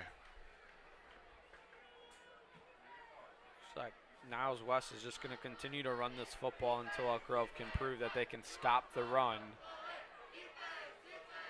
Yeah, why bother changing? Yeah. Here's a pitch. Julio receives. Nice stopped in the backfield, and now he's going to go the other way. This isn't Julio. This is Perlaki. Perlaki to the house and all the way. That's great speed. As it was stopped initially in the backfield, but Ivano Perlaki into the end zone to get the score to 19-0 with an extra point on deck. He took the ball, ran to the right hash, came to a complete stop. Yeah. And just burned sideline upfield. That was a great run. 50-some yards, 40? Yeah, 47 maybe. 47. Yeah, 46. Great run. That's his second long run of the game. The junior running back, so both backs for Niles West will be back another year as well. He's not a big kid, but he can burn. Yeah, that was a great run by the junior as Sedjovic knocks the extra point through, gets it to 20, and the score now to a 3-possession lead for the Wolves on opening night here in Elk Grove. We got a little drone flying in that, what would we call the north end zone. I'd like to see the video of that. Yeah. Man, he was aiming for the drone. He could have hit it. So 20-0, 3:04 left to go in the third quarter. Elk Grove got to try and get something going on the offensive end. Even if you're unable to come back into this one, you got to get something for the next game. Get 100%. Some momentum. You build all season. You can't take a step backwards, right? So 2 close games, and you can't let this one get any more out of hand. You got to put points on the board. And as well as you can see, senior Dylan Berkowitz, helmet off, sitting on the bench right now. So the offense may be without Berkowitz on their side. Yeah. Well, when you and I did that girls flag football, Elk Grove had 2 games. They have a small squad, but coaches are doing everything they can to get the program going. Yeah. And we saw a great run. Yeah, I know. It was like close. A 35 run to the corner. It was more than that. I think they were right around the 50-yard line. And it's so rare we found out to have a flag and a penalty flag and flag football. And, of course, flag called back. Would have taken off it did take off the first touchdown in Elk Grove flag football history. Right? So we'll have to wait for that one. But that would have been cool to What was her name? witness. Do you remember offhand? Because it was an awesome Blankenship. Run. Yeah, Blankenship. She had a great run. Paige, I believe. Yeah. I think I got the notes still. She'll get one before the end of the season. Oh, yeah. Here's Sedjovic. Another little squibber towards Santiago Miles. This one caught fairly. Miles going to be taken down, I believe, by the punter or by the kicker as well. He's got a fumble. He ran into the back of the Niles or Elk Grove defender. They might call us ball down. I'm not sure. You saw the fumble. I thought Miles still had control of the ball. Let's see what we're trying to see from the refs here. They do play it for the west side. Yeah. Niles West comes with the turnover. So what you thought was the tackle, which I did too, but the ball had already been out, and the defender just wanted him off the play so they could get the ball. It was a smart play, but Peyton Blankenship was the name for she's their quarterback, right? Quarterback, yep. Folks, if you get a chance, I mean, this sport is not going anywhere. It's going to come on like a freight train. But especially with being in the Olympics. Yeah, and this is the first year of it. But come out and see the Elk Grove Grens girls play flag football. And here's the beauty of it, right? Chris and we didn't know much about it at the time, but it's 2 20-minute the games halves fly. with a running clock, and there's a 2-minute halftime. Yeah, the games so you're absolutely going to invest fly. maybe an hour and 15 minutes to come out and see the Gruns play. Play. Fast-paced game. As Julio gets stopped for about 2 yards. Yeah, we learned so much about and so many differences from the game, but so many similarities with the 2 games as well. By that first, well, I can't say quarter because it's not, but that first half of the first half, I was just trying to figure out what in the world's going on. You can't block, right? But you can do screen. Yep, like in basketball. First downs are 20 yards. No matter where you start, it's 20. So 20, 40, 40, 20. That's your first downs. No kicking. Extra points are from the 5 and the 8-yard line, depending if you go for cool. 1 or 2. If you like offense, that's definitely the sport. Exactly right. As it continues to grow, there's going to be a lot of offense and a lot of high-scoring games. As Julio met into the backfield, but once again continues and turns for more yards as he refuses to go down as this sophomore Ferris Julio of Niles West. I'm impressed with Elk Grove's defense. I know you look up and there's 20 points on the board, but honestly, it's not their fault. They've been out there. Yeah. I mean, the field's tilting towards Niles touchdowns. They've done everything they can. Is the kicker for Niles West is just getting free publicity by us, but he is just kicking field goals by the 10-yard line over there. This kid's awesome. You know, and those 2 interceptions would come back too because both of those were in the red zone. Yep. That could have been and resulted in a touchdown. Could have been 14 points right there. Pitch right to Julio. Fumble. Muffed it. It's on the ground. I think Elk Grove has this one. I do too. I think Elk Grove has it. It was a great pitch. The Julio just bobbled it. It ran up his bicep on his shoulder pad, and he couldn't get. It is an Elk Grove turnover, That's the awesome. first of the game. If I'm offense, I'm screaming in that huddle. The defenders have done everything they could for us tonight. Yeah. We've got to do something on this drive. Yeah. Give Great them play. a break. Yeah, no doubt. Great pursuit. And that comes after this turnover. Comes after obviously a muff fumble from the kickoff, and a 5-6 minute drive on offense for Niles West. So maybe 30 seconds to breathe on their side, and they were right back out there. Make a stop and get a fumble. And I'll see what the Grenadiers can do on their offensive side. Got to come up with something different. Yeah. You know, from an individual that no ties to Elk Grove whatsoever, but the offense doesn't have emotion right now. No one's alive on that team. I agree. And after your defense comes up with a big play, you're down by 20. You got to be cheering your brothers on and now go out there and show some energy as there's a flag. Berkowitz leads by example. I mean, he's never been, on the sideline. You know, and he's dinged up. I think it's his right knee, but that was in the first quarter. That's a delay of game is brutal. Yeah. You're coming off a turnover. So, delay of game, obviously there is no play clock on your screen. There's no play clock here on the scoreboard. It is the guy in the middle. He's not currently on your screen, but he has the play clock on his watch, and that's kind of the only person who has it as this pass is completed to Ryan Tanner, brought down immediately, picked up about 7 yards. So on that same topic, so what they do is, since there's no clock, so when his clock gets to 10, he raises his hand over his head, 1, 2, and that gives the quarterback an idea what's happening. It's just, you just can't have that coming off. Basically almost a timeout. Yeah. A turnover is almost a timeout.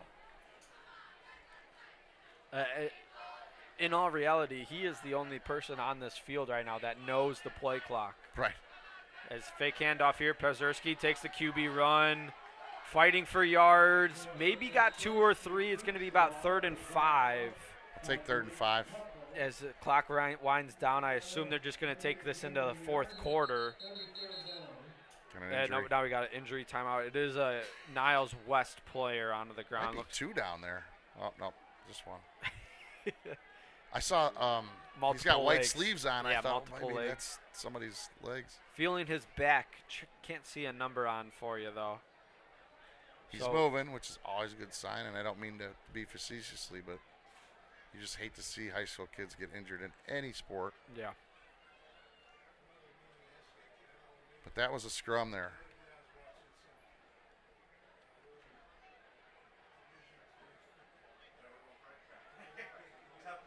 Yeah, I mean, impressed with the defense. They're going to go up against some pretty decent teams in the MSL conference, obviously. But now that I know that Hershey's 0-2, gives us a fighting chance. Yeah, right. Who knows? Interested to see what they do tonight. I'm very excited for that game and all games throughout the rest of the year here on all EGTV. Our first game of the year was women's volleyball, and, man, that went to 3 sets. It was a phenomenal game against, I want to say that was Palatine versus Elk Grove, as me and Bob Vissolet was on that one. Men's soccer, obviously softball and baseball, both winning regionals. There's a lot of promise here in Elk Grove. It's just game 1 here, game 3 for the season, but game 1 at home, as the injured player still remains onto the field. 17.3 seconds left to go in the third quarter. So after tonight, Elk Grove's going to go to Maine West, or excuse me, to Niles North. Niles North, yep. Then we have homecoming Hersey here, Wheeling at home, Buffalo Grove, I believe at home, at Buffalo Grove, Prospect and Rolling Meadows. I mean, you can still get the 5 wins here. You just got to turn it around quickly. It can't be more than next week. Next week's going to be a must-win. On the road as well. Yeah. Player for Hersey still remains on the ground. We're getting him to his knees, which is good. Let's see, his number 9 is the player. Walking off under his own power, Braden Cuffle, the senior defensive lineman. He's holding his back and his hip, like his lower hip. He must have got some helmet to the back end there. Yeah. As he was in the scrummage that brought down Pazurski. Yeah. So back to it. We're 3rd and 7 with 17 left in the third. Yeah, they get an extra play in this quarter now. I mean, otherwise the clock would have ran out, I'd assume. Yeah. So you got to get something here. You got to give yourself a 4th and whatever. If not, get the first down on this play. Clock now runs, and there's a flag. Movement. Oh, encroachment. I'll take it. That's a big call. Why are they arguing with the guy? He called it already. And there will be, so going to move it to 3rd and 2. I didn't see any movement. Right tackle flinched and went over. So they're marking this as 3rd and 2, but they're 4. putting this on the stick. Must be our angle, right? It looks to be on the stick. I mean, good for Grenz as they're just going to let the clock run out as it is moving. So we'll go into the 4th quarter down 20-0. The Grenadiers. Well, now you're officially in 4-down territory, right? Yeah, you're 3rd and 2. at all times. Okay, 12 minutes. 12 minutes remain here in this game as we.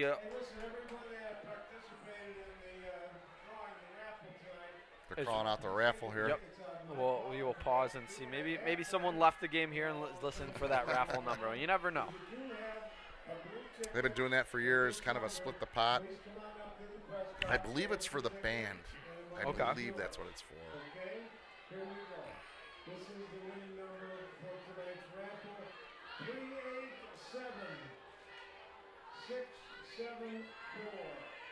387-674. Like I said at halftime, that band and that dance troupe, they work harder than any sport in this school. They just practice all summer long. They do 8, 9, 10-hour days here in the summer. It's crazy. Talk about being committed to something. Yeah. Elk Grove already onto the ball. Again, even on this side.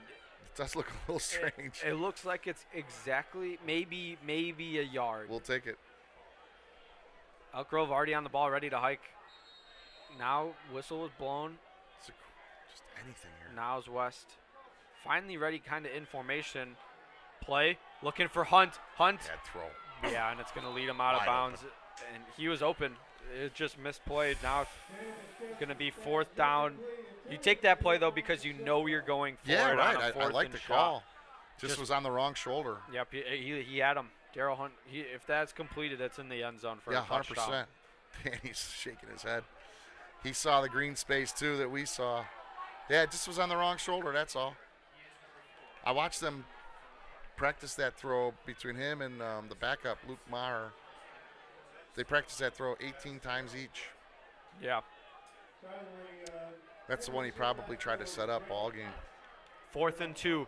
Possibly the ball game here. Pazurski holds it. Watch Pressure blindside. comes. Throws it to Hunt. I don't think he got it. Completed. Yes, completed Yeah, they did. it is. All right, first down. To the senior, Daryl Hunt. Giving this crowd something to cheer about. Try to get some. He comes up with a cramp in the right calf. Yep. Gosh, Clock's darn it. going to stop. As Elk Grove kind of has the injury bug. No Daniel Pazurski. That is a Daryl total Hunt cramp onto the ground. in your right calf. Again, the winning ticket. Santiago Miles also not in the ball game, as he hasn't had played too much of a role in this one, but he's Berkowitz been out hasn't there. moved off that bench since No. 2 possessions ago. Yep. He's a big, big part of this team. Yes, without question.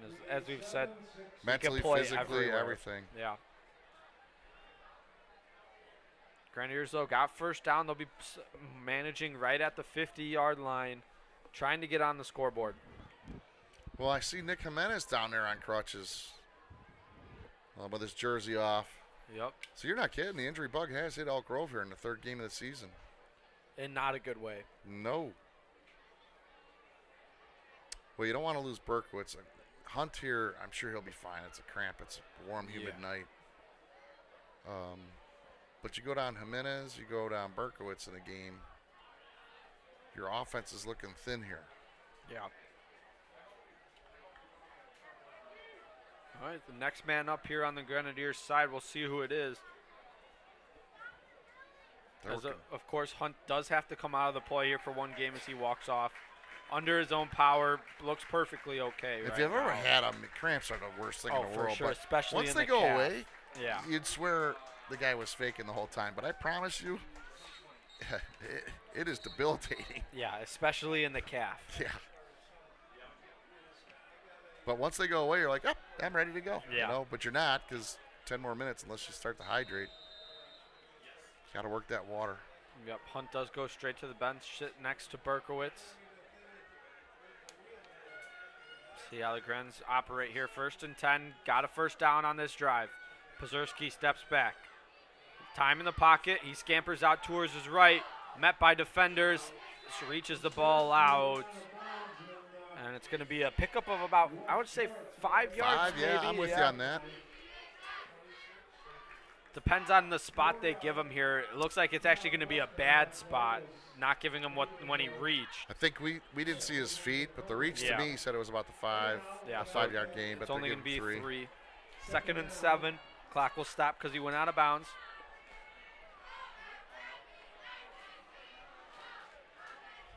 .33's in the backfield now. Can you tell me who that Number is? 33, Jordan Burford, sophomore running back. Yeah, good. Pazurski steps up in the pocket. Room to run. Cut trying to get around. Pazurski still on his feet. Nice. Tackled out of bounds after the down. first down pickup.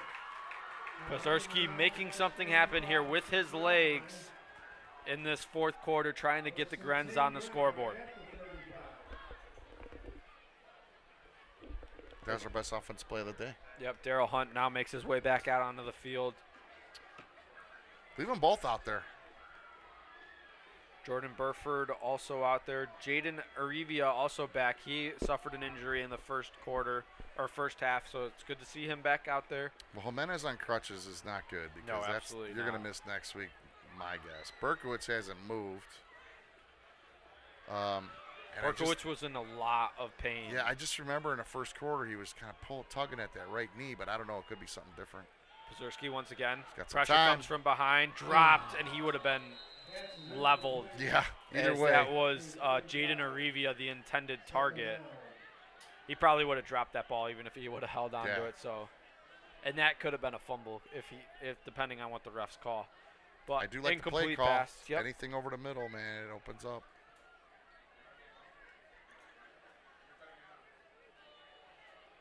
Tanner's in there now too. Boy, they're all of a sudden they're pretty young on offense, right? Yes.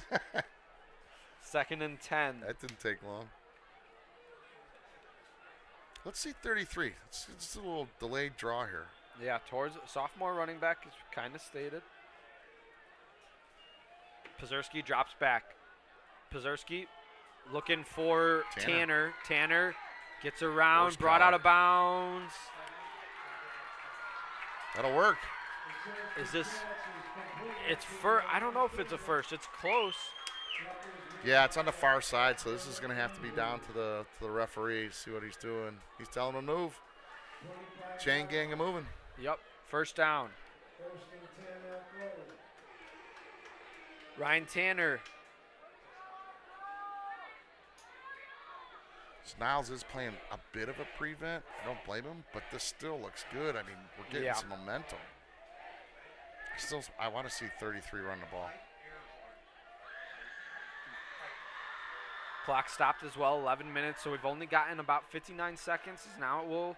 Pazurski has time, splits the middle. Pazurski brought down around the 22-yard line, 21-yard line. As there's a flag late as well. This is going to be. Yeah, I like that because he slammed him to the ground. Pazurski hit his head on the turf. Yeah. That's a very delayed flag. But it's got to be personal foul against Niles. It has to be. He had him down, rolled him over, and then slammed him to the ground. And that's the only thing I can see. Unless there was something said. Yeah. After. Unsportsmanlike. And it is on the defensive side. Yep. So more free yards for the Grenadiers as they enter red zone territory. First time this evening. We'll see if the Grenadiers can give the crowd something to cheer about late here in the game, down by 20. Yeah, we got to punch this in. I could find 21 points. That we've left? Yeah, or 2 pickoffs that ended up in scores that didn't happen, and Hunt's no call there. Yeah. Look at the homer go. Look at the home crowd guy go. Find a way to say that the Grens could have won this. Clock's going to move here now after the penalty. Pazurski's not in the game. This is QB number 43, Nathan Dean, as the quarterback. Dean throws it to Hunt. Hunt trying to make something happen. Good play. And now Dean comes to the sideline. Good play. Pazurski back on his feet, and he's going back into the game after a completion by Nathan Dean, the junior quarterback. Good throw there, by. As now there's another player down on the ground. Strong arm. Yep. Another Niles West player down on the ground. You're seeing some cramps here now, late in the game. It's going to be the new norm.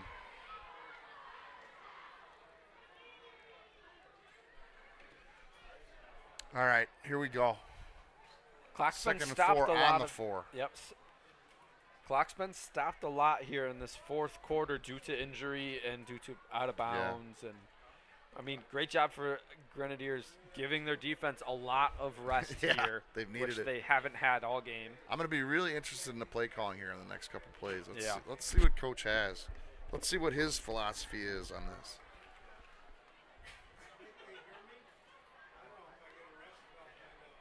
Yeah, it's another cramp. They're just stretching out a calf. Yeah, number 22 on the Niles West side, David Kahamu, junior linebacker for the Wolves. I got here early, but I didn't know if the I call it the sophomore team. I guess it's a JV team now. I don't know if they won or not, but I heard Coach Graham's over the PA saying they had a couple touchdowns anyway as I was coming in. More touchdowns than the varsity squad. so far, 100%. Still on the ground is number 22. Here we go. David Camo.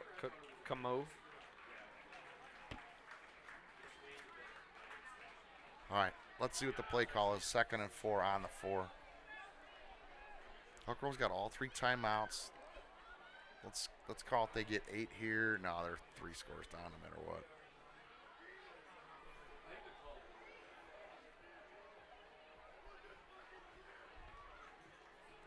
Hunt's in the backfield.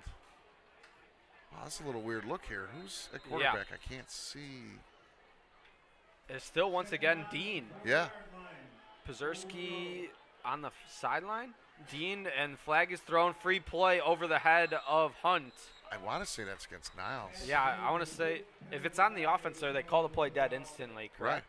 So this should be a free play, and this should be on Niles West. But he's talking to the Niles coach, seeing what he wants to do.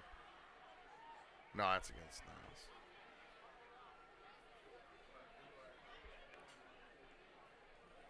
So 43 is our quarterback? Yep. What's his name? Nathan Dean Jr. Nathan Dean has a nice arm. Yeah, I completely agree. He did it out to Hunt 2 plays ago, and that was a bullet.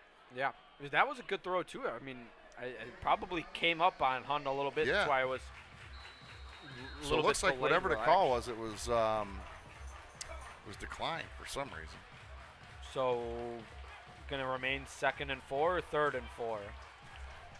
2nd and 4 is what's up there. On this field, it says 3rd. Yeah, it's 3rd down. Okay, so it wasn't declined.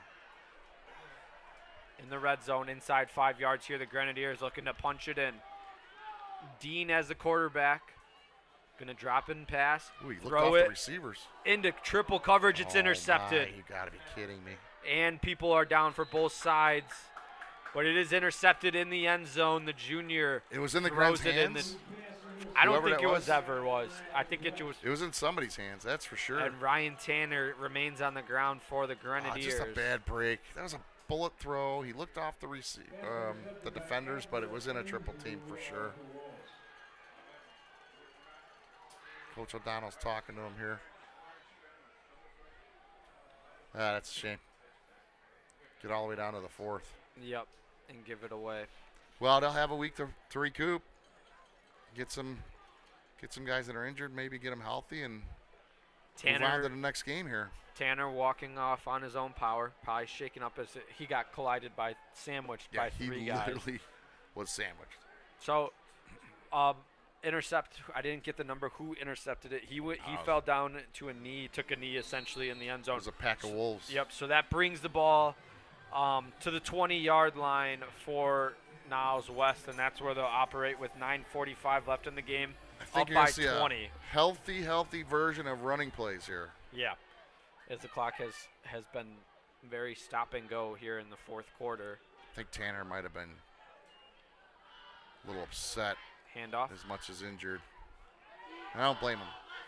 Handoff to number 34, Ivano Porlaki.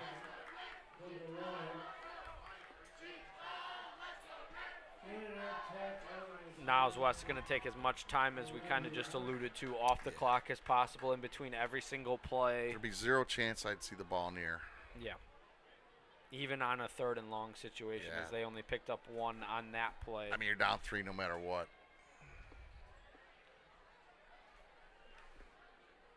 So this is where, well, we can't pan out, but this umpire now, you're going to see him. I can't explain it because we're not showing him in camera, but they're going to wait for him to start raising his arm. Yep. That's when they know. There's 1, 2, 3, 4. And they hike it. Yep. Handoff right back to Porlaki. He kicks it back out, and he's got Rhodes as his Stay in initial bounds. blocker. He did stay in bounds. I think because Rhodes got hit back into him, they're going to call it and stay in bounds. He bounced off his own player. Yeah. Now they stopped the clock for the chains, right? Yes, for the first down, we'll wave it here once the chains get set back up. They do that because the chain gang isn't as fast as like in college and NFL. Well, in it's usually college, just a couple assistant coaches or a dad or two, mom or two, you know. College, they still stop it after every first down. In the NFL, they do not. As now, with the arm will get it. Once again, we'll be looking at the ref and If I'm Niles, I have no interest in coming out of that huddle anytime soon. No. Ref arm goes up in that backfield, and as I look as well, the kicker is just booting kicks into He's still out there. What a guy. He's on an island. Kickers are weird at times. Handoff right back to Porlaki. This kid is perfectly weird to get himself a D1 scholarship. As much practice as he's putting in there, it's awesome. Whistle's going to blow the play dead. Draw of nothing. 2nd and 10. But on their sideline, they just continue to let this clock run. That's exactly what they want on the Wolves sideline. Looks like they gave them a 1 yard gain, 2nd and 9.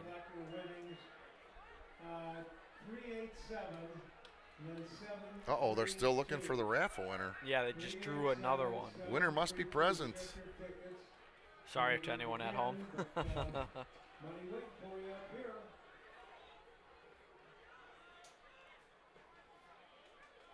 Yeah, Jimenez is in street clothes. Cipro won't be back unless he miracle. Yeah. Berkowitz hasn't seen a field in a quarter and a half. Perlaki falls forward for about 5. It's going to be about 3rd and 5. Right around the 45-yard line. Oh, the spot they're going to push it back 2 yards. So 3rd and 7, 3rd and 6.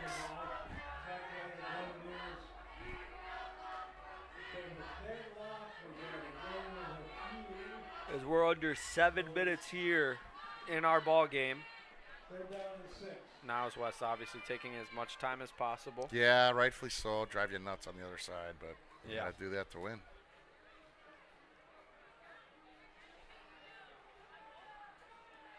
Everybody knows these are run plays here. Yeah, the whole house. It continues to be Ivano Porgolaki. This is a pass play.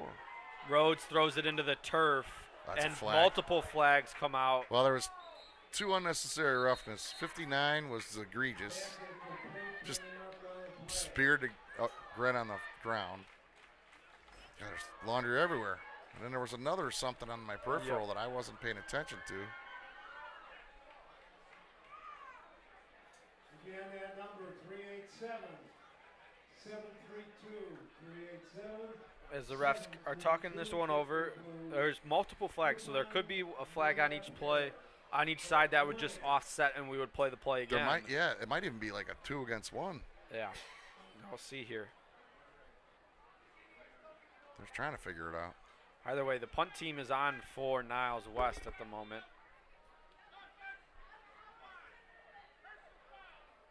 Yeah. Yeah, it was just a cheap shot. Just a real bad up 20 cheap shot in the 4th quarter, and the kid got caught. Yeah. And then he's got his arms up going to the coaching staff. I didn't believe me if we had replay. Yeah. He did it. All right, that'll set him back a country mile. Yep. 4th down. As the punt team is out there for Niles West. Hey, it's not 89. No. He's working on his one craft. I like that. Yeah. Who's back here now? Oh, Hunt. Come on, Darryl. Take one right up the gut. O'Donnell is there, and now all 3 referees come together. He's wondering where's the yardage coming from.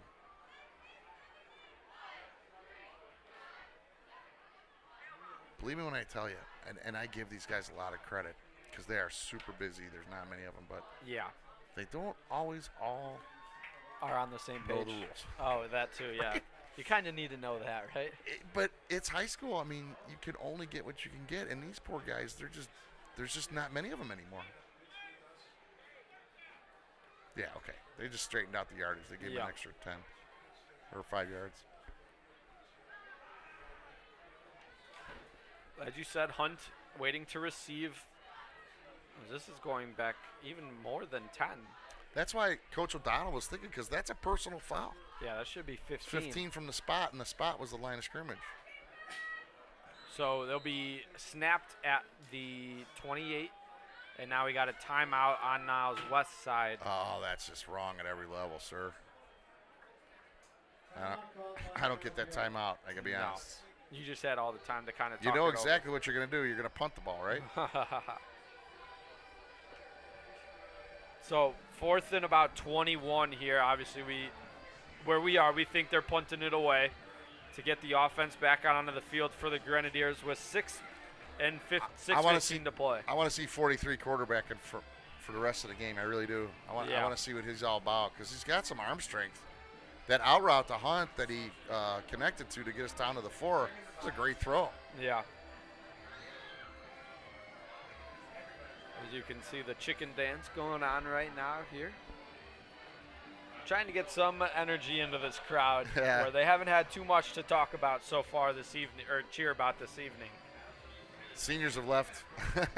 A lot of people. First section of the student body has left. Temperature has definitely cooled off here a little bit, but it's still absolutely gorgeous. Gorgeous tonight. weekend this weekend for everybody here in Elk Grove and around the Northwest suburbs. And it's going to continue next week. I saw nothing but sun as well. That's awesome. I mean, we can't buy rain right now. No, it's been pretty dry, but the driver goes a little bit further last couple weeks. Yeah, absolutely. All right, come on, Daryl. Let's see it. 6:15 remaining. Boy, he's giving a lot of room. This kid must have a big leg too. He hasn't clawed it cleanly yet today. Ooh, bad snap. Here it is, and it's another line drive kick, and it's going to take Niles west bounce.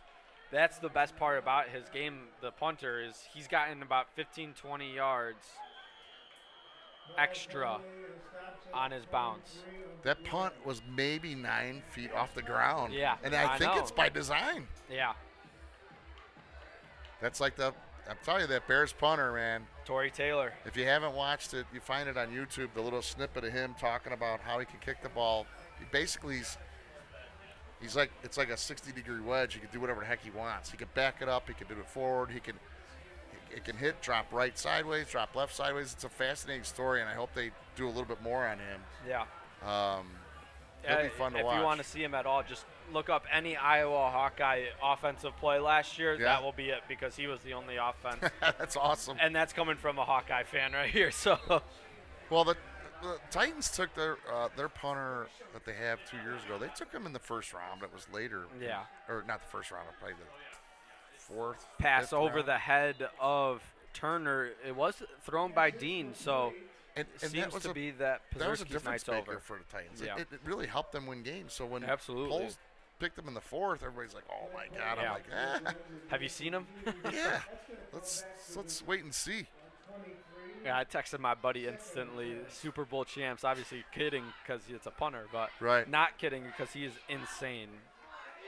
It's gonna be an interesting week for the Bears on the road. I mean, And everybody Houston. wants to throw Caleb Williams to the curb. It's like, geez Louise, it's his first game. Yep. Houston's a pretty decent team. From last year. Absolutely. Just beat Indianapolis on the road. Always a tough Yeah. place to play. Dean throws it, almost intercepted again. Oh, we just got And another. now there is Miles Schwartz on the ground. I don't know how the heck he got onto the ground. He wasn't touched. It was like he turf-toed it or something. He's he's in got a it on lot his of pain. shoulder. Yeah, he's in a lot of pain over there. It's a separated shoulder. Or an arm. Is he a senior? Miles Schwartz Yeah, is the he's gotta be, senior, right? yes. Ah. Ryan Tanner is the only junior that's gotten a significant minutes today as a wide receiver. Honest to gosh, I know it's hard, but I would have loved a replay on that. He was almost on his own. Yeah, there was people around him, but nobody was not like close. pushing him off of the ball by any means. It almost felt like he had a turf toe and just fell awkwardly on his arm or something. I don't know. It's very strange. Hope he's okay. Been a lot of injury timeouts here. Yeah. In the second half and Yeah. in the game, I mean, so many injuries on this Elk Grove side. No way you want to see that at all. No. Boy, he was writhing in pain, that's for sure. Yeah. As we're under halfway left, 5:51 left in the ball game. Down by 20 are the Grenadiers. Yeah, we got like about a 7:18 start, right, on that? Today, Yeah, it was 7:20-ish, 7:30. Yeah, it was right after his He's Schwartz up. walking off on his own power. He's favoring that left arm, Yeah. shoulder. I'm going to say the shoulder came out. That would be my... Arm is bent and being held by the trainer, but Because he's I walking slept at a from- Holiday Inn last night. I'm a doctor currently, and I'm going to say the shoulder came out. Now, I mean, the goal for obviously Elk Grove, and I would assume both sides, is you just got to get out of this game now with no more injuries. Elk Grove is absolutely depleted on the offensive They side. sure are. Berkowitz, now Schwartz. Obviously, Hunt went down for a little bit. Pazurski's not out there. His helmet's on, and he looks ready to go, but he's not going to see the field the rest of this I don't know. evening. Maybe there's an injury, or maybe Coach O'Donnell just needed some sort of change on offense. Yeah. I don't think Daniel had a bad game. Just nothing was happening around him. Yeah.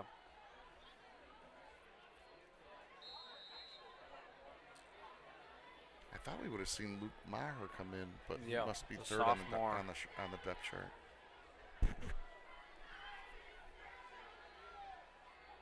All right, here we go.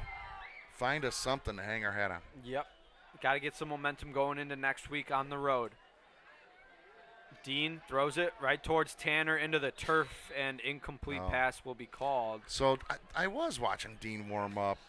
He does have a little gunslinger sidearm off the ear shoulder, which will work on the outs, but something over the middle, he's going to have to change that. 4th down here. All right, so here will come Pazurski just to punt this ball away. Yeah.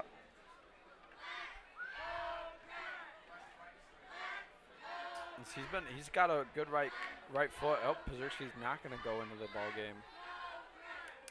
Who's going to punt this for him? Timeout. It's got to be something. It's been taking forever. Timeout Elk Grove. 5:44 left to play. Timeout Elk Grove. 4th and 10. Giving ball back towards Niles West. As we got a minute, thank you as always to Elk Grove Television, producing and putting everything together for you guys at home, and as well for us here to have the ability to call these games night in and night out. You know, the public doesn't see what we see on the emails, but they start out here at like 1:30, the crew, to get everything set up. And I do know we have a pretty decent audience, because some people you see like, hey, you know, I saw the football game, whatever. So it is worthwhile, and they do such a great job. Yeah. We sweep in here like we know what we're doing, and they've done all the work, right? But exactly. Thank you you as to all always. their efforts. Is this going to be 4th and 10 here? 5:44 left to play in the ball game. Yeah, we've had some long park board meetings lately. Deb and Scott have been patient.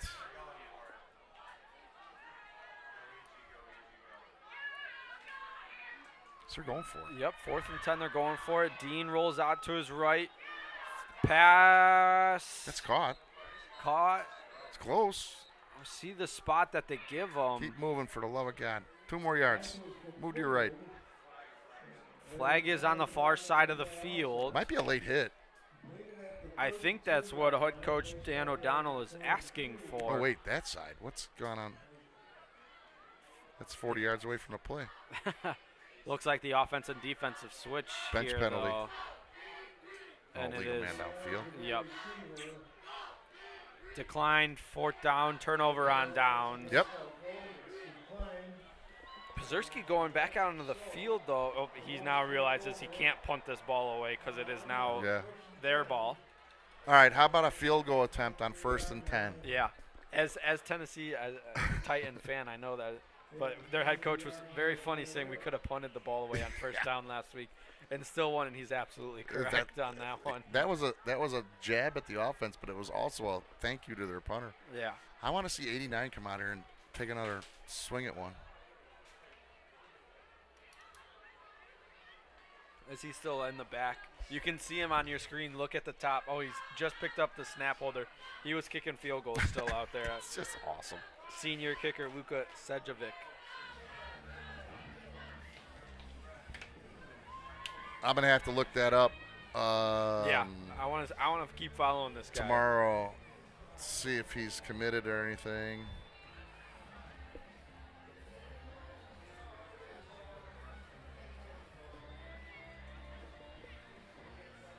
Crowd continues to get a little bit emptier here this evening, down 20. Still a good portion of the crowd here, though. So this is almost like a TV timeout here, and EGTV doesn't do TV timeouts. So I don't know what they're waiting on. Danny's still arguing over something. Yep. I think the out of bounds play. I appreciate his efforts, but at some point the white hat's got to come in and go, hey, we're going to be playing ball. Yep.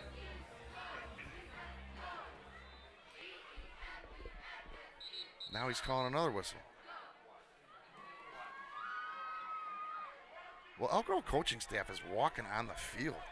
They have been all day, and here's a timeout. This one is by Elk Grove. Is that whole time there he was arguing with the ref, and possibly rightfully so, but he didn't have time to talk to his teammates about, or to his players about what's going to happen here. Yeah, a little frustration setting in, I have to believe, on Yeah. all accounts. Coaching, players. The referees haven't been horrible, don't get me wrong, but there No. was a couple missed calls, but I think getting shut out, you know, competitive coaching staff, competitive kids.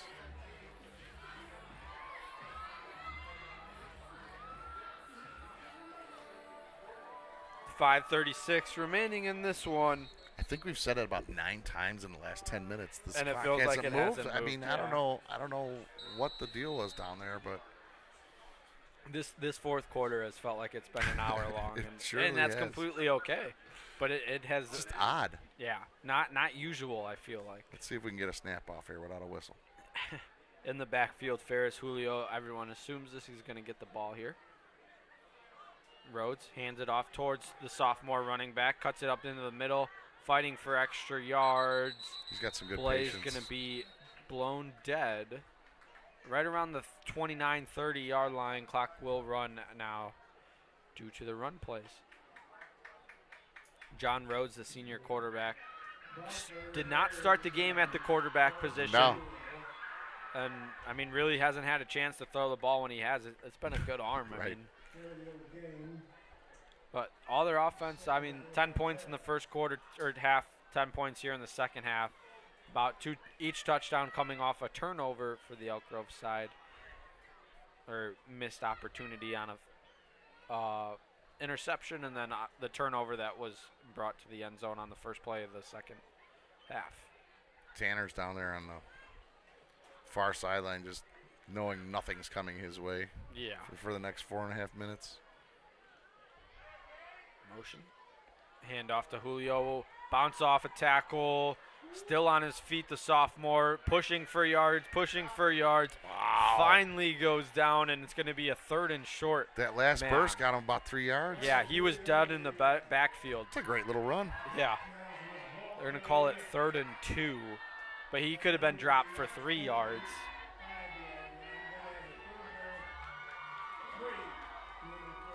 I love that. What's that, the reaping?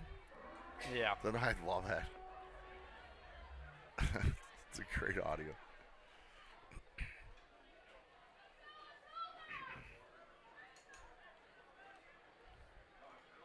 Defense is gassed. They're all on their knees, Oh, holding yeah. their hips. Clock under 3:45 and counting. Julio in the backfield. He's had a tremendous day, and Elk Grove jumps off sides. You can hear the clapping from the coaching staff above for Niles West. Yeah, we get both coaching staffs up there in the booth above us. Clock will run now, and it's going to make it a first down for the Wolves. As their offense is, I mean, in all aspects, played a perfect game. They have. It's hard to shut out a team, especially in high school football. It is. They didn't really have any errors. No. Like, I keep going back to it, but there was two There throws that one- were supposed to be intercepted, and they didn't, and they and got one fumble. Yeah, the 2 mistakes they made, they got away with it.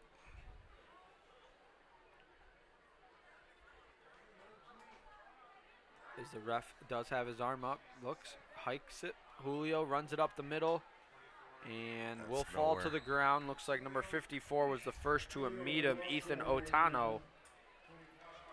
Yeah, this quarter is like you turn that sand clock, and then it's just the Yeah. sand just keeps going. It's like you're never getting anywhere with it.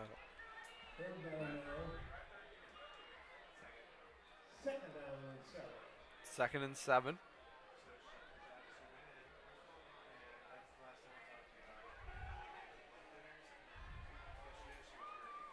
as pretty soon here you'll be able to see that back line judge. Yeah, we're getting there. He's just out of the camera, right underneath the goalpost.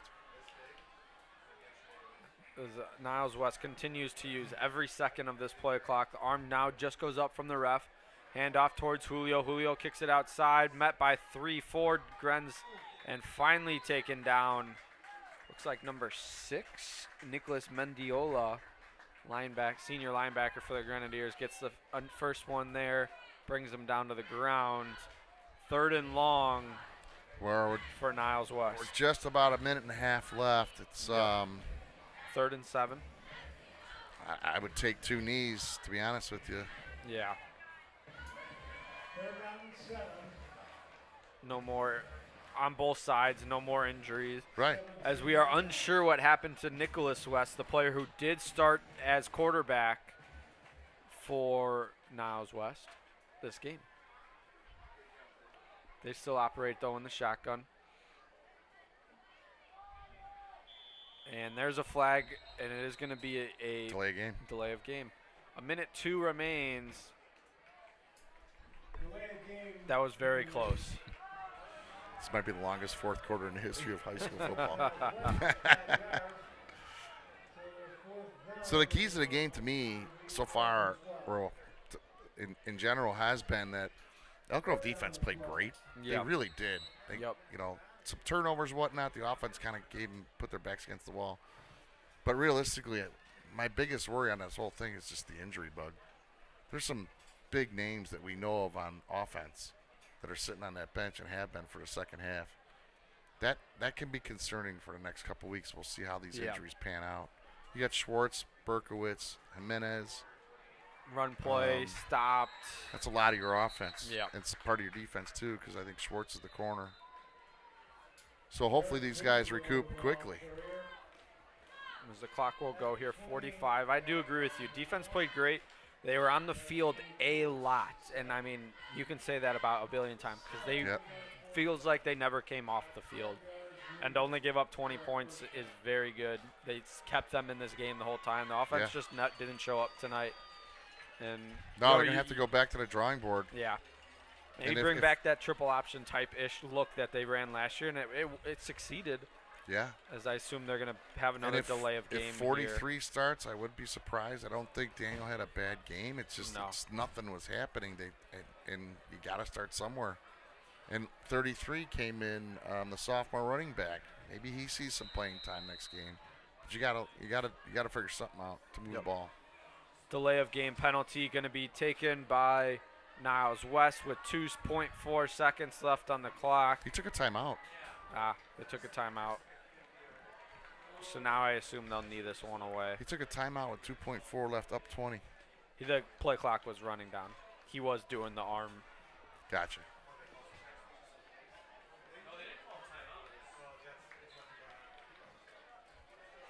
So we kind of said it. Defense played great for Elk Grove.